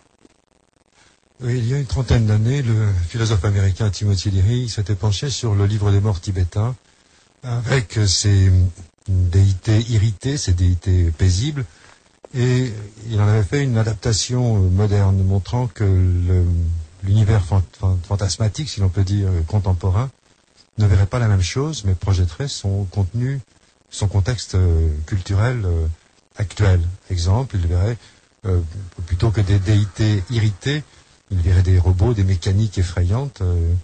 Voilà, juste une traduction dans le temps. Oui. Je connais pas malheureusement le livre des morts tibétains, mais là je prends note quand même parce que peut-être que je vais me le procurer. Mais il est exact que chaque culture a ses formes d'entité dans son vocabulaire, dans sa façon de les concevoir. On les trouve partout. Hein. Il n'y a pas une culture qui n'a pas ses entités. Et Dieu, démon, esprit supérieur, chaque ethnie possède ces entités dans ses croyances mythiques ou pas, dans ses cultures. Alors, à la différence des tenants de l'explication psycho-folklorique, Jean Sider vous semblait être beaucoup plus convaincu de la réalité de ces entités, à la différence par exemple d'un Jacques Vallée, qui pense qu'il ne s'agit que d'extériorisation de fantasmes, pardon, que d'extériorisation de fantasmes. Tout au long de votre ouvrage, vous nous dites que ces entités sont réelles et agissantes. Oui. Oui, je pense qu'on peut dire qu'elles ont une réalité, pas forcément physique comme la nôtre, mais elles ont une réalité, elles existent sous une forme quelconque, sous une nature quelconque, on ignore encore, probablement qu'on n'arrivera jamais à solutionner ce mystère. Il dépasse de loin tous nos acquis scientifiques et je ne pense pas qu'on puisse un jour percer la véritable nature de ces entités. Ça demeurera perpétuellement un point d'interrogation, à mon avis. Mais en ce qui concerne Jacques Vallée, pour revenir à ce chercheur que j'aime bien d'ailleurs, il est d'ailleurs venu chez moi en 95, on a discuté longuement, il n'est pas tout à fait sur la notion psychofantasme. Je pense qu'il lui parle de système de contrôle. J'en ai discuté avec lui à la maison, il est d'accord pour admettre qu'il y a une forme d'intelligence qui est à l'origine de ces phénomènes. Il n'est pas quand même totalement bloqué sur l'hypothèse des phénomènes socio-psychologiques. D'accord. Mais lui-même, puisqu'on parle de Jacques Vallée de 3 minutes, lui-même est toutefois coincé à la croisée de chemins, étant, par exemple, entre autres, administrateur du NIDS, ce fonds de recherche américain basé à Las Vegas, de Robert Bigelow, pour l'étude des implants du docteur Lair, donc matérialité. Il est à la fois dans l'explication immatérielle, mais aussi très intéressé par l'aspect Tollet-Boulon quand même. Oui, c'est une des contradictions de certains chercheurs comme Jacques Vallée. Et c'est vrai, à travers ses écrits, bien qu'il nous ait apporté beaucoup de choses, à travers les témoignages qu'il a pu récolter dans différentes parties du monde, il y a une notion de contradiction qui transparaît dans sa littérature. Et ça fait partie aussi de la recherche ufologique. Moi-même, parfois, vous l'avez noté vous-même, je suis parfois, où le bon lecteur a l'impression que je suis en contradiction avec moi-même, mais en fait, c'est peut-être parce que je n'arrive pas à me situer exactement où je suis, en ce qui concerne la compréhension de ce mystère. J'avoue moi-même que par moments, je me dis, mais au fond, peut-être que ce sont des habitants d'une autre planète qui ont choisi un style bien particulier pour nous empêcher de parvenir à la solution du mystère, et puis qui utilisent toutes sortes de techniques pour semer la confusion, la zizanie, et personne ne comprendra plus rien, on n'arrivera jamais à cerner le problème à cause de toutes les ruses qu'ils emploient pour nous empêcher de les percer à jour. Les deux formules peuvent coexister. Les deux formules peuvent coexister. Enfin, là, aujourd'hui, nous sommes surtout avec vous et à propos de votre récent ouvrage sur l'explication 100% immatérielle. On a noté que ça n'excluait pas l'aspect plus Tollet-Boulon. Non, ça n'exclut pas complètement parce qu'il a bien fallu qu'ils viennent de quelque part. Moi j'ai toujours pensé que cette intelligence, quand j'ai adopté, quand j'ai viré ma cutie, si j'ose dire, que cette intelligence pouvait être née sur Terre, mais je ne suis pas convaincu quand même que c'est pas possible. Elle a dû venir de quelque part, donc quelque part d'une autre planète, vraisemblablement. Et dernièrement, j'ai pensé qu'il y avait une possibilité pour que cette intelligence, avant d'être sur Terre, ait pu opérer ce qu'elle a fait sur Terre, sur Mars. Parce que, comme vous le savez, si vous avez eu en main tous les numéros de Top Secret, la revue de Rock Soccer, il y a quand même des images de Mars. J'en ai publié 2 ou 3 dans mon dernier bouquin que vous aurez bientôt en main. qui suggère fortement la présence d'artefacts sur Mars. Il y a des structures étonnantes, il y a plusieurs visages, hein. Pas seulement celui qui est très connu et puis qui est très sujet à caution, mais il y en a d'autres. Oui, Sidonia. Oui. Il y a aussi des espèces de cuspides ou des aiguilles qui semblent artificielles en grand nombre dans un petit espace de terrain qui suggère effectivement l'installation je sais pas, on ne sait pas trop ce que c'est. Ah, mais pas seulement sur Mars, Jean Sidère, on a de nombreux témoignages sur la Lune. Il y a des témoignages aussi qui font état d'une présence d'artefacts sur la Lune, des photos surtout. Hein. Témoignages, non, je pense pas les artefacts. Si, on a eu à travers Jean-Marc Roeder le témoignage de l'astronaute Schweikart qui nous parle d'installation industrielle. Ça, j'ai pas eu connaissance de ça. J'ai pas eu connaissance de Voir ça. une précédente émission. Il y a eu des témoignages qui ont été attribués à des gens comme Armstrong et puis bien d'autres, Cooper, etc.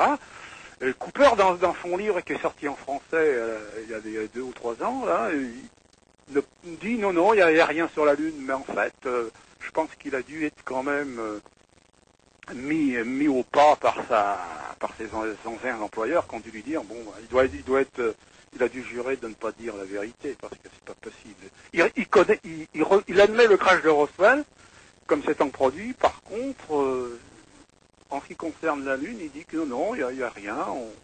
J'y suis allé, etc. J'ai rien vu. Et il dit que ses collègues aussi, Armstrong, etc., n'ont rien vu. En fait. Non, mais intéressons-nous à ceux qui parlent. Schweikart en particulier, effectivement, c'est assez troublant. Schweikart se lâche. Non, je ne connais pas ce témoignage. Non, mais il va falloir que je me renseigne auprès de mes correspondants pour avoir quelque chose là-dessus. Ça mérite d'être cité. Bien sûr. Jean Sidère, on va faire une nouvelle pause musicale et puis on va essayer de tracer dans un prochain chapitre les motivations supposées de ces entités manipulatrices. D'accord. Alors, le sujet est tellement vaste. Évidemment, Jean Sidère a pondu plus de 10 bouquins sur le thème tout au long de sa vie. Il fallait bien se fixer sur un exposé. On a pris l'un des plus récents. La vie vient d'une intelligence supérieure. Et Jean Sidère nous évoque ce constat qu'il a fait, qui l'amène à considérer que ces entités existent, qu'elles nous manipulent par tous les moyens possibles, et explique tous les phénomènes parapsychologiques de la même manière, en quelque sorte. Ces entités, Jean Sidère, donc elles nous manipulent, parmi les hypothèses qu'on peut formuler quant à leur but, et vous donnez l'image de l'apiculteur qui exploite les abeilles sans qu'elles se rendent compte, leur soutire leurs biens précieux, ou se nourrissent, en l'occurrence, de nos émotions. Oui, c'est l'hypothèse à laquelle j'ai pensé, mais bon, c'est pas forcément la bonne. Et je pars du principe suivant. Si ces entités nous roulent dans la farine, en nous faisant croire des choses qui n'existent pas, en nous faisant voir des paysages qui n'existent pas, des scènes qui n'existent pas, pour moi, ça cache un but, disons, qui ne peut pas nous être profitable. Quand on trompe les gens, c'est pour tirer un profit. Et effectivement, je pars du principe que ces entités nous manipulent pour tirer un profit. Et je ne vois vraiment pas quel peut être ce profit en dehors de celui qui consisterait à nous parasiter, si j'ose dire, pour tirer de nous un jus. Mais quel genre de jus? Je pense qu'il s'agit d'un fluide, d'une énergie que les êtres humains émettent et qui servirait un petit peu, et même beaucoup, de subsistance à ces entités, qui leur permettrait de survivre à nos dépens. En fait, nous serions parasités. Mais encore une fois, au risque de me répéter, je le dis bien, c'est une impression personnelle, ça n'est pas une certitude. Oui, mais ces impressions sont confortées par des témoignages, parce que certains channels, certains médiums, certains contactés, certains enlevés arrivent à retirent de l'information de leur contact. Alors, il faut faire la part du mensonge, qui souvent a l'apparence de la vérité, où il y a une dose de vérité dans beaucoup de mensonges, selon les cas. Et ces personnes, ces entités plutôt, disent à ces personnes qu'elles veulent leur bien, tout en ayant besoin de les entretenir, de les maintenir en vie, pour les exploiter, selon les cas, ou leur soutirer une énergie rajeunissante, pour l'un des témoins, Oui. dont elles auraient besoin. Il y a eu quelques cas comme ça. Et il y a, ce qui est constant dans ce type de contact, c'est que les personnes qui sont aux prises avec ces entités, lorsqu'elles reprennent conscience, elles éprouvent toutes une grande fatigue, comme si on avait tiré d'elles des énergies. Il n'y a pas si longtemps que ça, j'ai encore parlé avec une personne de mes amis qui se dit abductée aussi. Elle a vécu une abduction en 1972 en France. Et elle se souvient parfaitement que quand elle a récupéré donc sa connaissance au milieu de chez elle, elle a été enlevée à partir de chez elle, au moment où elle s'activait à faire son ménage. Elle a été restituée chez elle. Et la première chose qu'elle m'a dit, quand j'ai repris pied chez moi, la première chose que j'ai ressentie, c'était une lassitude intense. Et elle m'a dit comme si on avait tiré de moi des énergies. C'est exactement l'expression qu'elle a utilisée. Et il y a, dans tous les phénomènes de contact, que ce soit en ufologie, que ce soit en parapsychologie, ou par exemple ceux qui dialoguent avec les morts, le spiritisme, le nouveau spiritisme aussi, puisque maintenant on dialogue avec des entités de l'au-delà, c'est le channeling, on appelle ça le channeling. Et beaucoup de médiums avouent que après une séance de contact avec ces entités, elles sont particulièrement vidées de leur force, épuisées à l'extrême. C'est très courant. Tous les médiums ne disent pas, mais il faut admettre que les côtés négatifs de ces contacts, souvent, ne sont pas admis par les personnes qui les vivent, parce que, évidemment, c'est pas un côté bénéfique. Donc, elles redoutent peut-être un petit peu qu'on leur reproche le fait de s'adonner à cette passion. Oui, mais il y a aussi l'exploitation des émotions de foule. Et vous citez également... Oui, j'ai suggéré effectivement qu'il pouvait y avoir une possibilité pour que dans certaines manifestations de foule, les stades de football ou les choses comme ça, ou les concerts de rock Les concerts de rock, oui, bien sûr, ça implique toutes les formes de réunions culturelles, sportives, religieuses, etc. Et effectivement, il se pourrait, mais c'est encore une supposition une fois de plus, que ces entités puissent profiter de cette occasion pour soutirer de la foule de ce dont elles ont besoin. Mais enfin bon, attention, hein, il faut quand même pas aller trop loin. Contentons-nous de voir ce qui se passe, ou plutôt d'essayer de deviner ce qui se passe avec les enlèvements, parce que si on s'attaque au problème des foules réunies dans les stades ou les salles de rock'n'roll, on n'en sortira pas. Oui, mais là on évoque des témoignages. Par exemple, certains témoins font porter la faute de génocide du Rwanda ou de Bosnie à des entités qui manipulent pour générer du sang, de la violence dont ils se nourrissent. Il y a des chercheurs qui affirment, et ils affirment péremptoirement, hein, ils font pas comme moi, ils disent pas je peux me tromper. Et pratiquement, il n'y en a aucun qui le dit. Mais il y en a qui affirment péremptoirement que les entités sont responsables de certaines actions violentes, des conflits entre ethnies, des massacres, des guerres.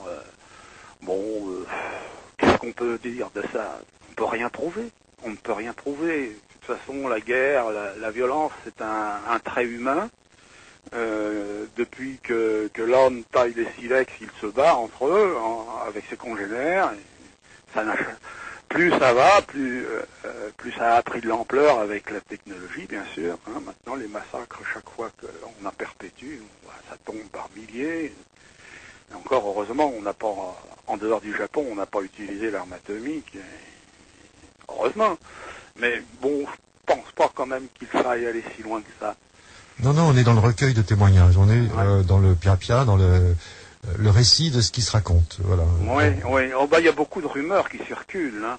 Notamment chez les paranoïaques américains. Il y a toutes sortes de farfelus qui répandent les informations les plus alarmistes. Hein.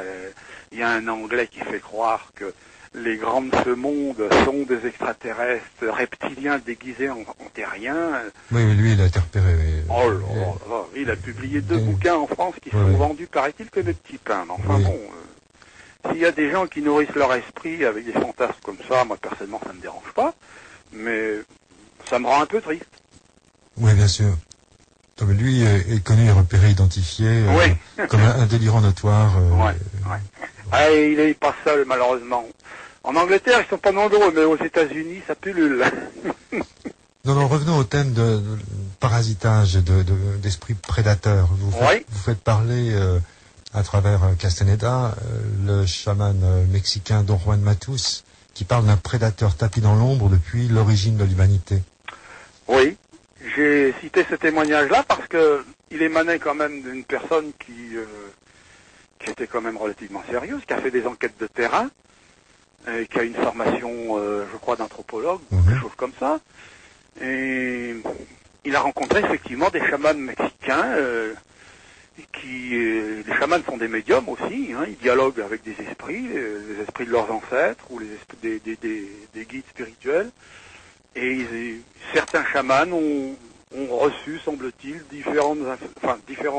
des informations quelquefois différentes, mais quelquefois qui se recoupent sur effectivement l'origine de ces entités qui seraient effectivement des entités parasitaires qui seraient venues de l'espace, on ne sait pas trop d'où, et qui seraient abattues sur Terre et puis qui utiliseraient les humains pour se nourrir, un peu comme les vampires, quoi. Et c'est peut-être cette notion qui a pu se colporter dans différentes couches de population à travers le monde qui a donné naissance au vampirisme. C'est peut-être ça. Mais enfin, c'est pas des vampires du sang, hein. C'est pas comme dans les films de Dracula, des choses comme ça, hein. On n'en est pas là, heureusement. Non, mais vampires d'émanations fluidiques. Des émotions, oui, des émotions humaines qui peuvent produire quelque chose que notre science n'a pas encore établi. Ça viendra peut-être un jour, mais enfin j'en doute. Pourquoi pas? Peut-être qu'un jour on admettra que les émotions fournissent des particules exceptionnellement invisibles et difficiles à identifier, mais qu'on aura pu en localiser, je sais pas, c'est une supposition aussi. Dans le sens où tout est énergie, vibration, il est évident que nos émotions, un champ d'émotions est une richesse susceptible d'intéresser des entités en manque. Bien sûr, c'est un champ exploratoire encore que nos scientifiques n'ont pas abordé, donc si un jour quelqu'un se penche sur ce sujet-là, peut-être qu'il arrivera à trouver quelque chose de cohérent qui pourra nous conforter dans cette voie. Alors ça, c'est la version paranoïaque, parasitaire, disons. Maintenant, on constate aussi que certains enlevés disposent ensuite de possibilités de guérison après un enlèvement. Voilà, alors là, c'est un petit peu le paradoxe de la recherche ufologique, c'est que dans l'ensemble, le phénomène ovni, avec notamment les enlèvements, apparaît un peu comme négatif, dangereux. Et puis à côté de ça, il arrive que des gens qui avaient été atteints de maladies incurables, comme le cancer par exemple, ou le sida, soient guéris de ce mal après leur abduction. Ça c'est le côté, si vous voulez, positif, mais c'est peut-être voulu justement pour contrebalancer l'aspect négatif qui se dégage en général des enlèvements. C'est une contrepartie qui est habilement distillée à certaines personnes donc qui souffrent de ces maux-là et qui ont l'immense chance de se retrouver un jour guéris. Mais attention, il y a des cas peu nombreux, mais il y en a eu où le mal est réapparu. Vous voyez, c'est très subtil, on ne sait pas trop comment ça fonctionne. Et si des gens sont guéris et puis qu'il y en a qui repiquent dans la maladie peu de temps après, alors c'est lié à quoi? Je ne sais pas. J'ignore. Oui, j'en cite certains médecins de l'école holistique laissent entendre, et énergétique, laisse entendre que la maladie, en fait, est une tache ou une tare ou une entité, disons, négative, accrochée sur le corps éthérique des personnes, lequel corps éthérique endommagé traduit dans le corps physique une plaie ou une maladie. Oui, non, je n'ai pas encore abordé ce domaine-là. J'en ai entendu vaguement parler. C'est une possibilité qu'on peut pas rejeter de prime abord. Mais... Non, ce qui voudrait dire que dans ce cas, l'entité nous agresse, mais peut aussi provisoirement nous lâcher. Oui, elle peut aussi, mais bon, moi je pense plutôt que chacun de nous a ce que Jacques Vallée appelle le système de contrôle. Moi j'appelle ça entité, hein. Le vocabulaire diffère, mais enfin on a à peu près la même idée. Et je pense que c'est l'intelligence donc qui diffuse tous ces phénomènes, en particulier le phénomène des ovnis et des abductions, qui nous a implanté dans l'esprit il y a à peu près 200 000 ans environ une forme d'intelligence. Je vous signale d'ailleurs que tout récemment, dans la revue La Recherche, en 2002 je crois, la revue La Recherche a diffusé l'information suivante concernant le gène du langage qui avait été identifié. Et le gène du langage, d'après les calculs faits par les généticiens qui l'ont identifié, établissent son ancienneté dans une fourchette dont la moyenne se situe à 200 000 ans. C'est-à-dire qu'il y a 200 000 ans, le gène du langage est apparu chez l'être humain, et qui dit langage dit intelligence. Donc, en principe, c'est une théorie, mais elle peut changer encore, l'intelligence de l'homme aura été donnée il y a environ 200 000 ans. L'intelligence de l'homo sapiens sapiens. Voilà. Jean Sider, intéressons-nous, si vous voulez bien, à cette possibilité que la manipulation par des prédateurs soit malgré tout bienveillante comme un levier d'évolution. Oui, il y a des gens qui ont rencontré au cours de leur abduction des entités qui leur ont paru bienveillantes. Il y en a même qui parlent d'anges de Dieu, carrément. Ce sont des anges, ils sont au service d'un créateur. Ils disent pas toujours ils prononcent pas le mot Dieu, ils disent un créateur. Ils emploient le mot créateur avec un C majuscule. Mais bon, ça revient au même, hein, finalement. Et ces gens-là ont bénéficié de contacts donc qu'on peut qualifier de positifs, euphorisants même. C'est le cas, par exemple, de Madame Andreasen-Lucas, Betty Andreasen-Lucas, qui est célèbre aux États-Unis parce qu'il y a eu 6 livres qui lui ont été consacrés. Donc, ce qui montre bien qu'elle a vécu des expériences extraordinaires. J'en parle dans mon prochain bouquin. Et je pense que c'est lié à la personnalité du témoin. La coloration de l'expérience est liée au psychisme du témoin, la couleur de l'âme du témoin, si j'ose dire. Si une personne a une balance de la psyché qui va vers le positif, et surtout si elle est croyante, elle va automatiquement,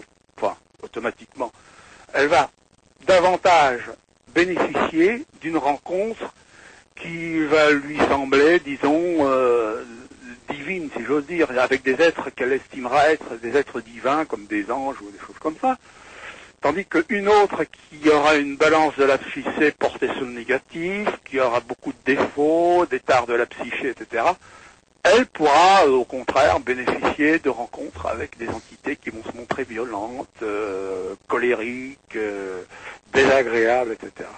À mon avis, c'est l'esprit humain, c'est la couleur de l'âme qui détermine le scénario. Enfin, du moins, le type de scénario. Oui, vous rapportez toutefois que selon différents témoignages, les entités pourraient avoir différentes provenances, et donc des intérêts divergents. Différentes provenances. Oui, par exemple, un témoignage de RD, vous citez un de vos contacts, sous les 2 initiales RD, oui. Au fil des années, vous l'avez observé, vous le connaissez depuis longtemps, oui, je le connais, aurait reçu des messages supplantant des messages antérieurs. Oui. Alors, oui, maintenant, ça y est, j'ai compris votre question. Ce sont les entités qui font croire à tous les abductés pratiquement, à tous les contactés, y compris les contactés du channeling, qu'il y a une ribambelle d'extraterrestres qui se promènent dans notre environnement terrestre. Et le dernier chiffre, alors je croyais que le chiffre le plus grand, c'était celui qui avait été avancé par Betty Andreasen-Lucas, qui avait reçu ce chiffre donc de l'entité avec qui elle dialoguait, 70 races extraterrestres. Mais on est loin du compte, parce qu'il n'y a pas longtemps, j'ai trouvé un cas, américain aussi, dans lequel le contacté parle de 128 races extraterrestres différentes dans notre environnement planétaire.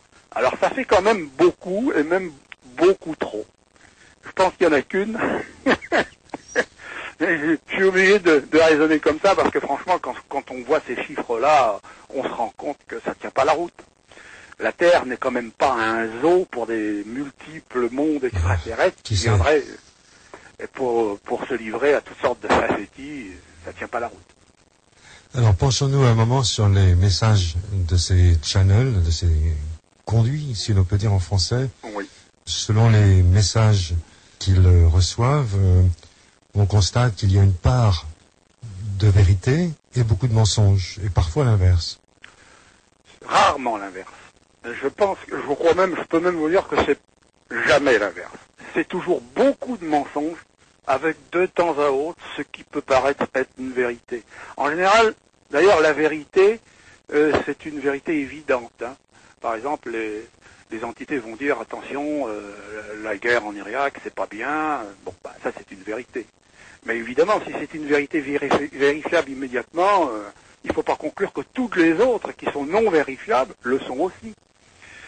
Mais d'une façon générale, c'est le mensonge qui prévaut. Le mensonge est le fer de lance des entités, et elles disent n'importe quoi aux abductés, ou plutôt ce qui correspond à leurs attentes.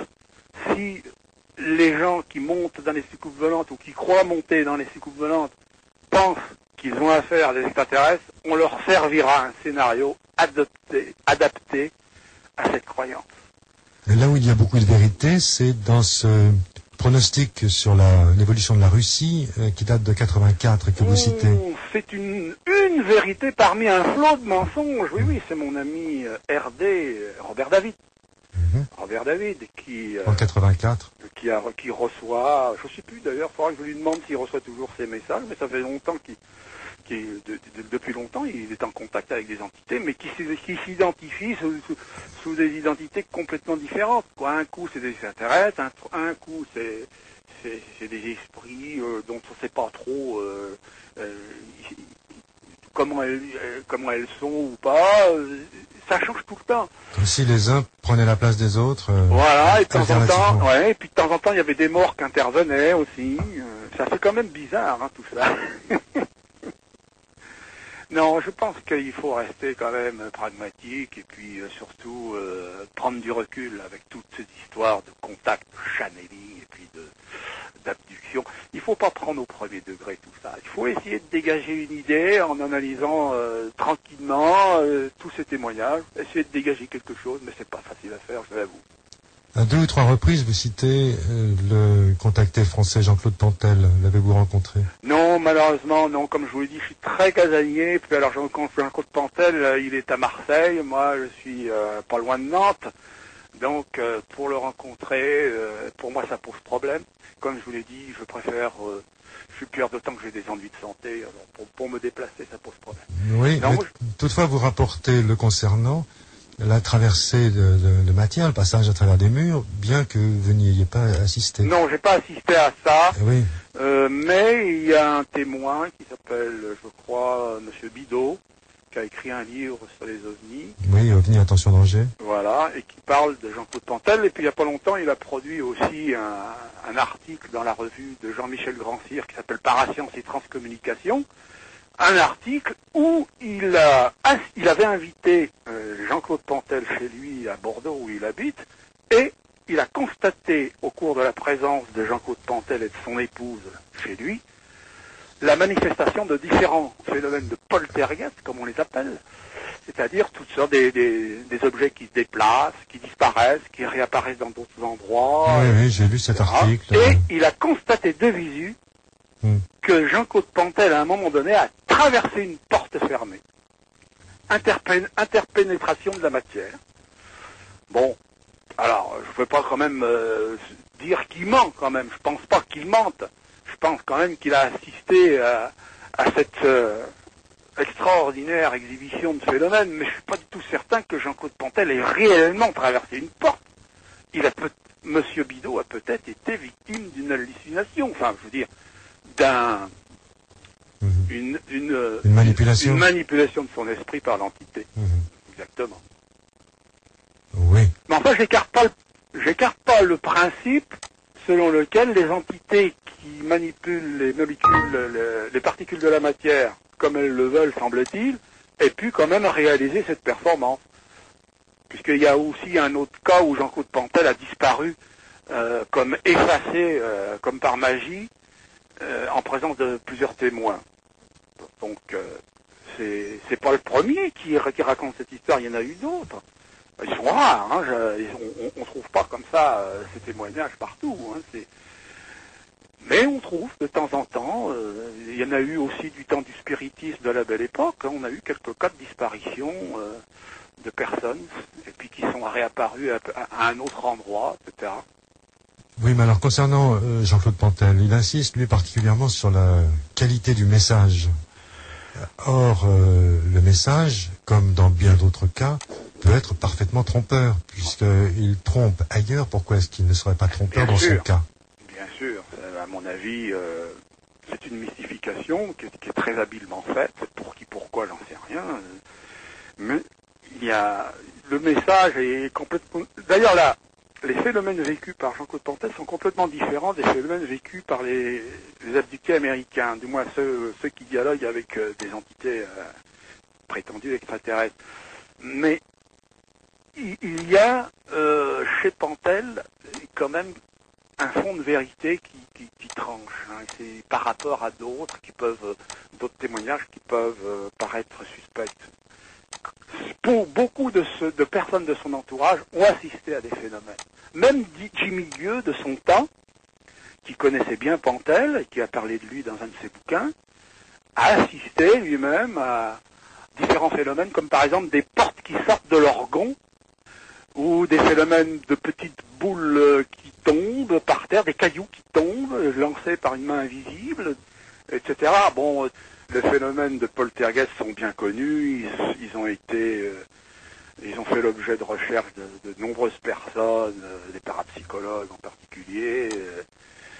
Il y a eu de nombreux ouvrages qui ont été publiés sur le sujet, donc les témoignages abondent, hein, il n'y a pas à nier, hein, d'une façon tout à fait indubitable, ce sont des phénomènes qui se produisent, en général dans l'entourage d'un médium, et il y a eu des témoins, donc le médium ne fantasme pas, il raconte pas de bêtises, il ment pas, il y a eu des témoignages, donc c'est la vérité, oui. Il faut considérer quand même que ce sont des phénomènes réels. Jean Sider, ça donne l'impression que l'on joue avec nous, et vous dites quelque part dans cet ouvrage que ces entités laissent suffisamment de preuves pour ceux qui sont disposés à les admettre, mais pas assez pour bousculer la communauté scientifique. Exact, c'est voulu à mon avis.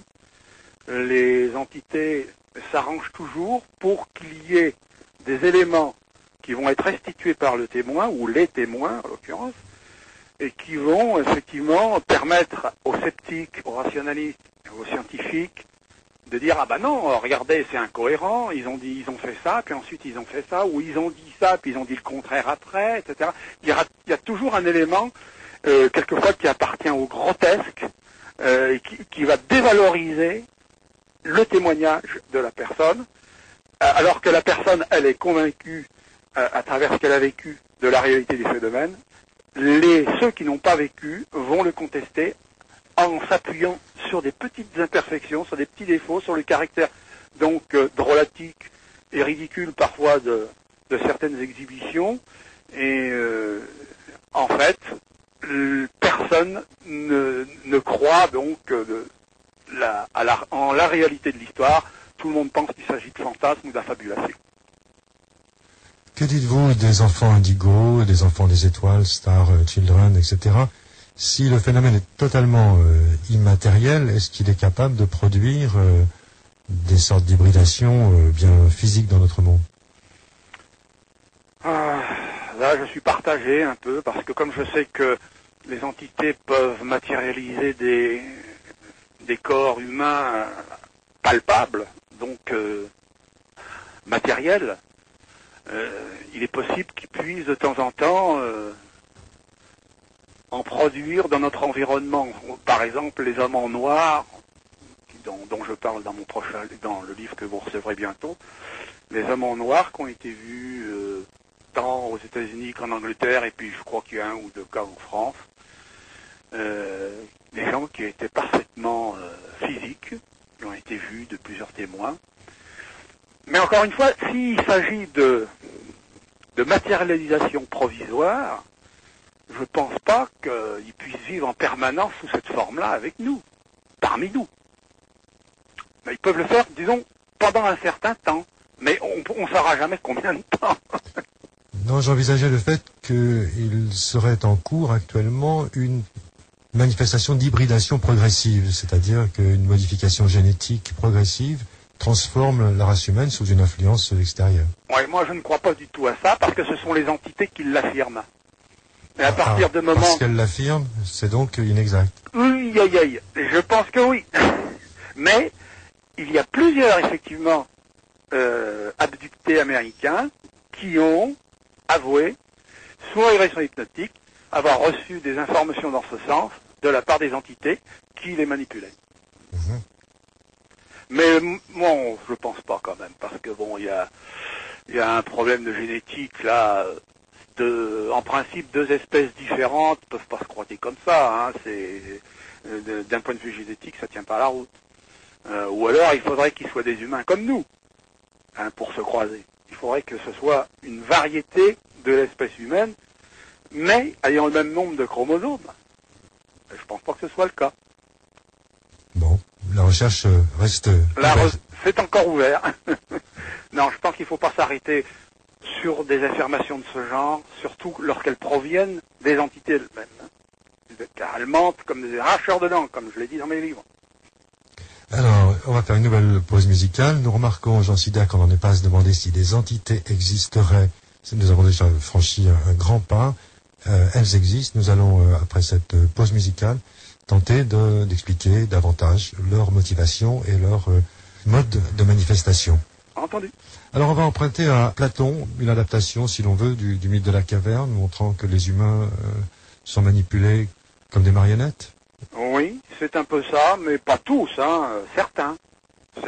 Alors évidemment, on peut toujours se lancer dans des hypothèses alarmistes en disant que nos dirigeants sont également des marionnettes manipulées par des entités. Alors déjà qu'ils sont manipulés par les financiers, les banquiers, les industriels, etc. Alors si en plus ils sont manipulés par les entités, où s'arrête la manipulation? Mais je pense pas qu'il faille aller si loin.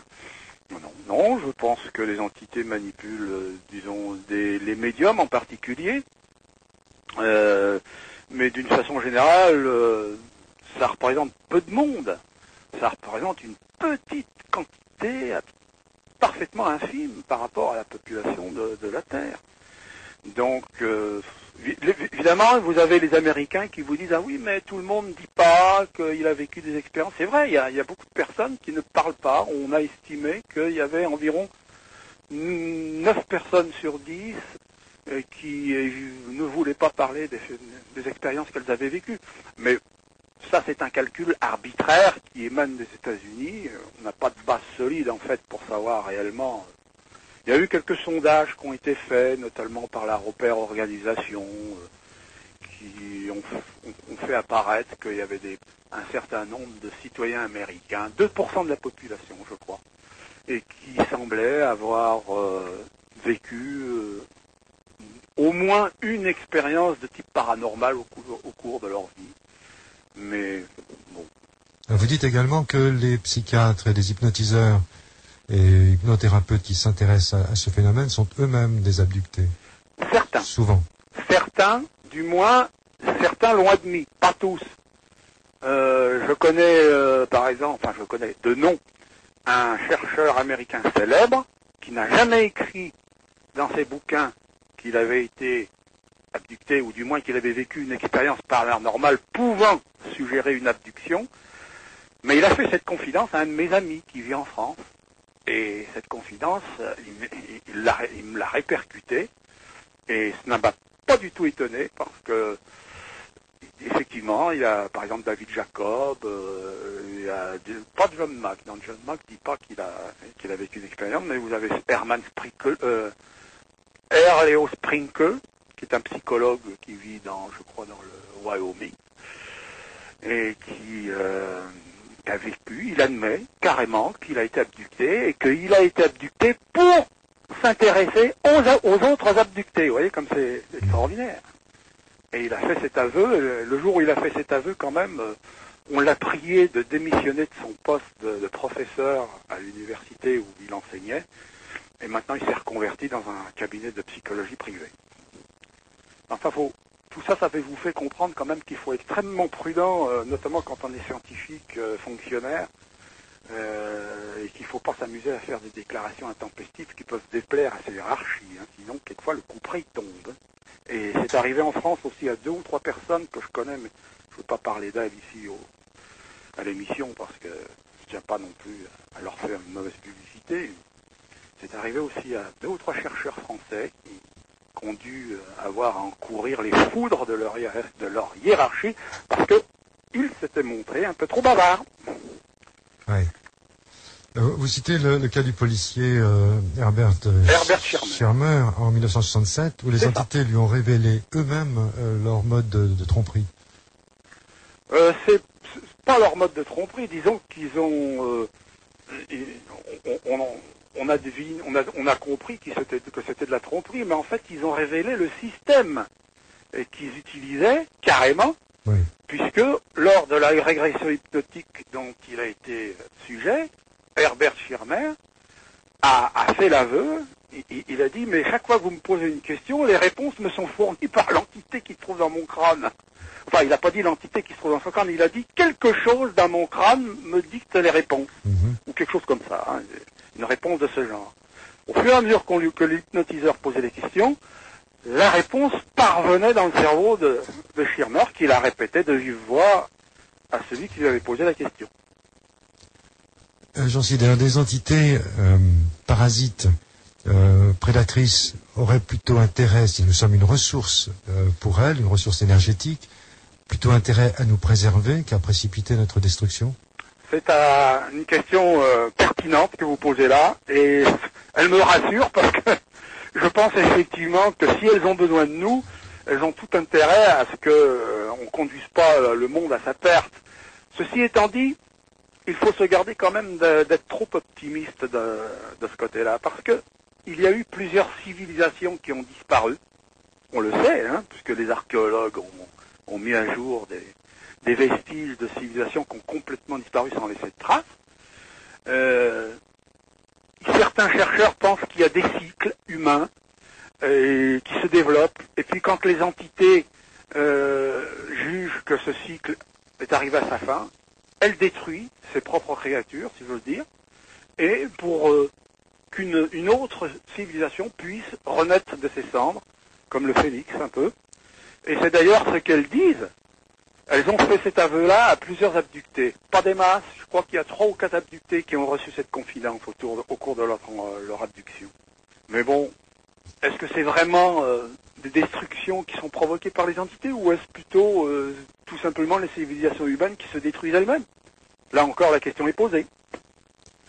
Dans le cas des abductions, on retrouve fréquemment le thème de l'oubli, puisqu'on doit passer par une régression hypnotique afin de connaître les détails, le récit de ce qui s'est passé, comme si les entités, que ce soit dans un vaisseau tôle-et-boulon ou dans un espace illusoire, immatériel, s'adressant à la personne enlevée, lui disent maintenant il va falloir que tu oublies.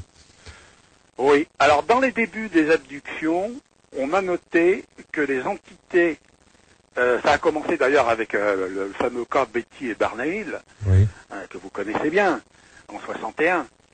Betty Hill avait dit à l'entité, oh mais quand je vais raconter ça à mes amis, tout ça, on va raconter toute notre aventure à nos amis, et l'entité lui a dit, vous oublierez, vous aurez oublié tout. Bon, effectivement, elle avait tout oublié. Et ensuite, elle a été soumise à une régression hypnotique.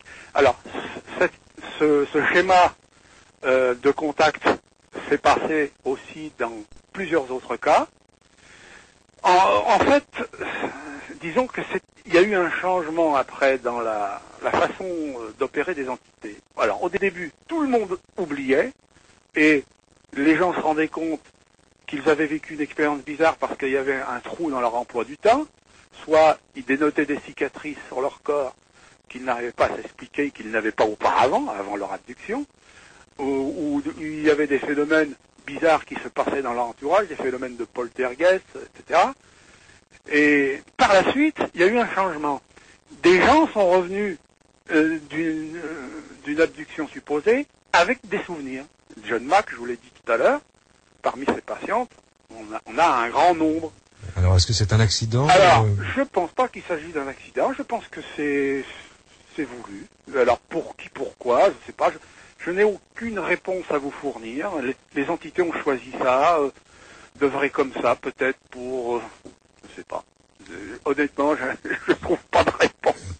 Jean Sider, à ce propos, je vais citer une deuxième fois Platon.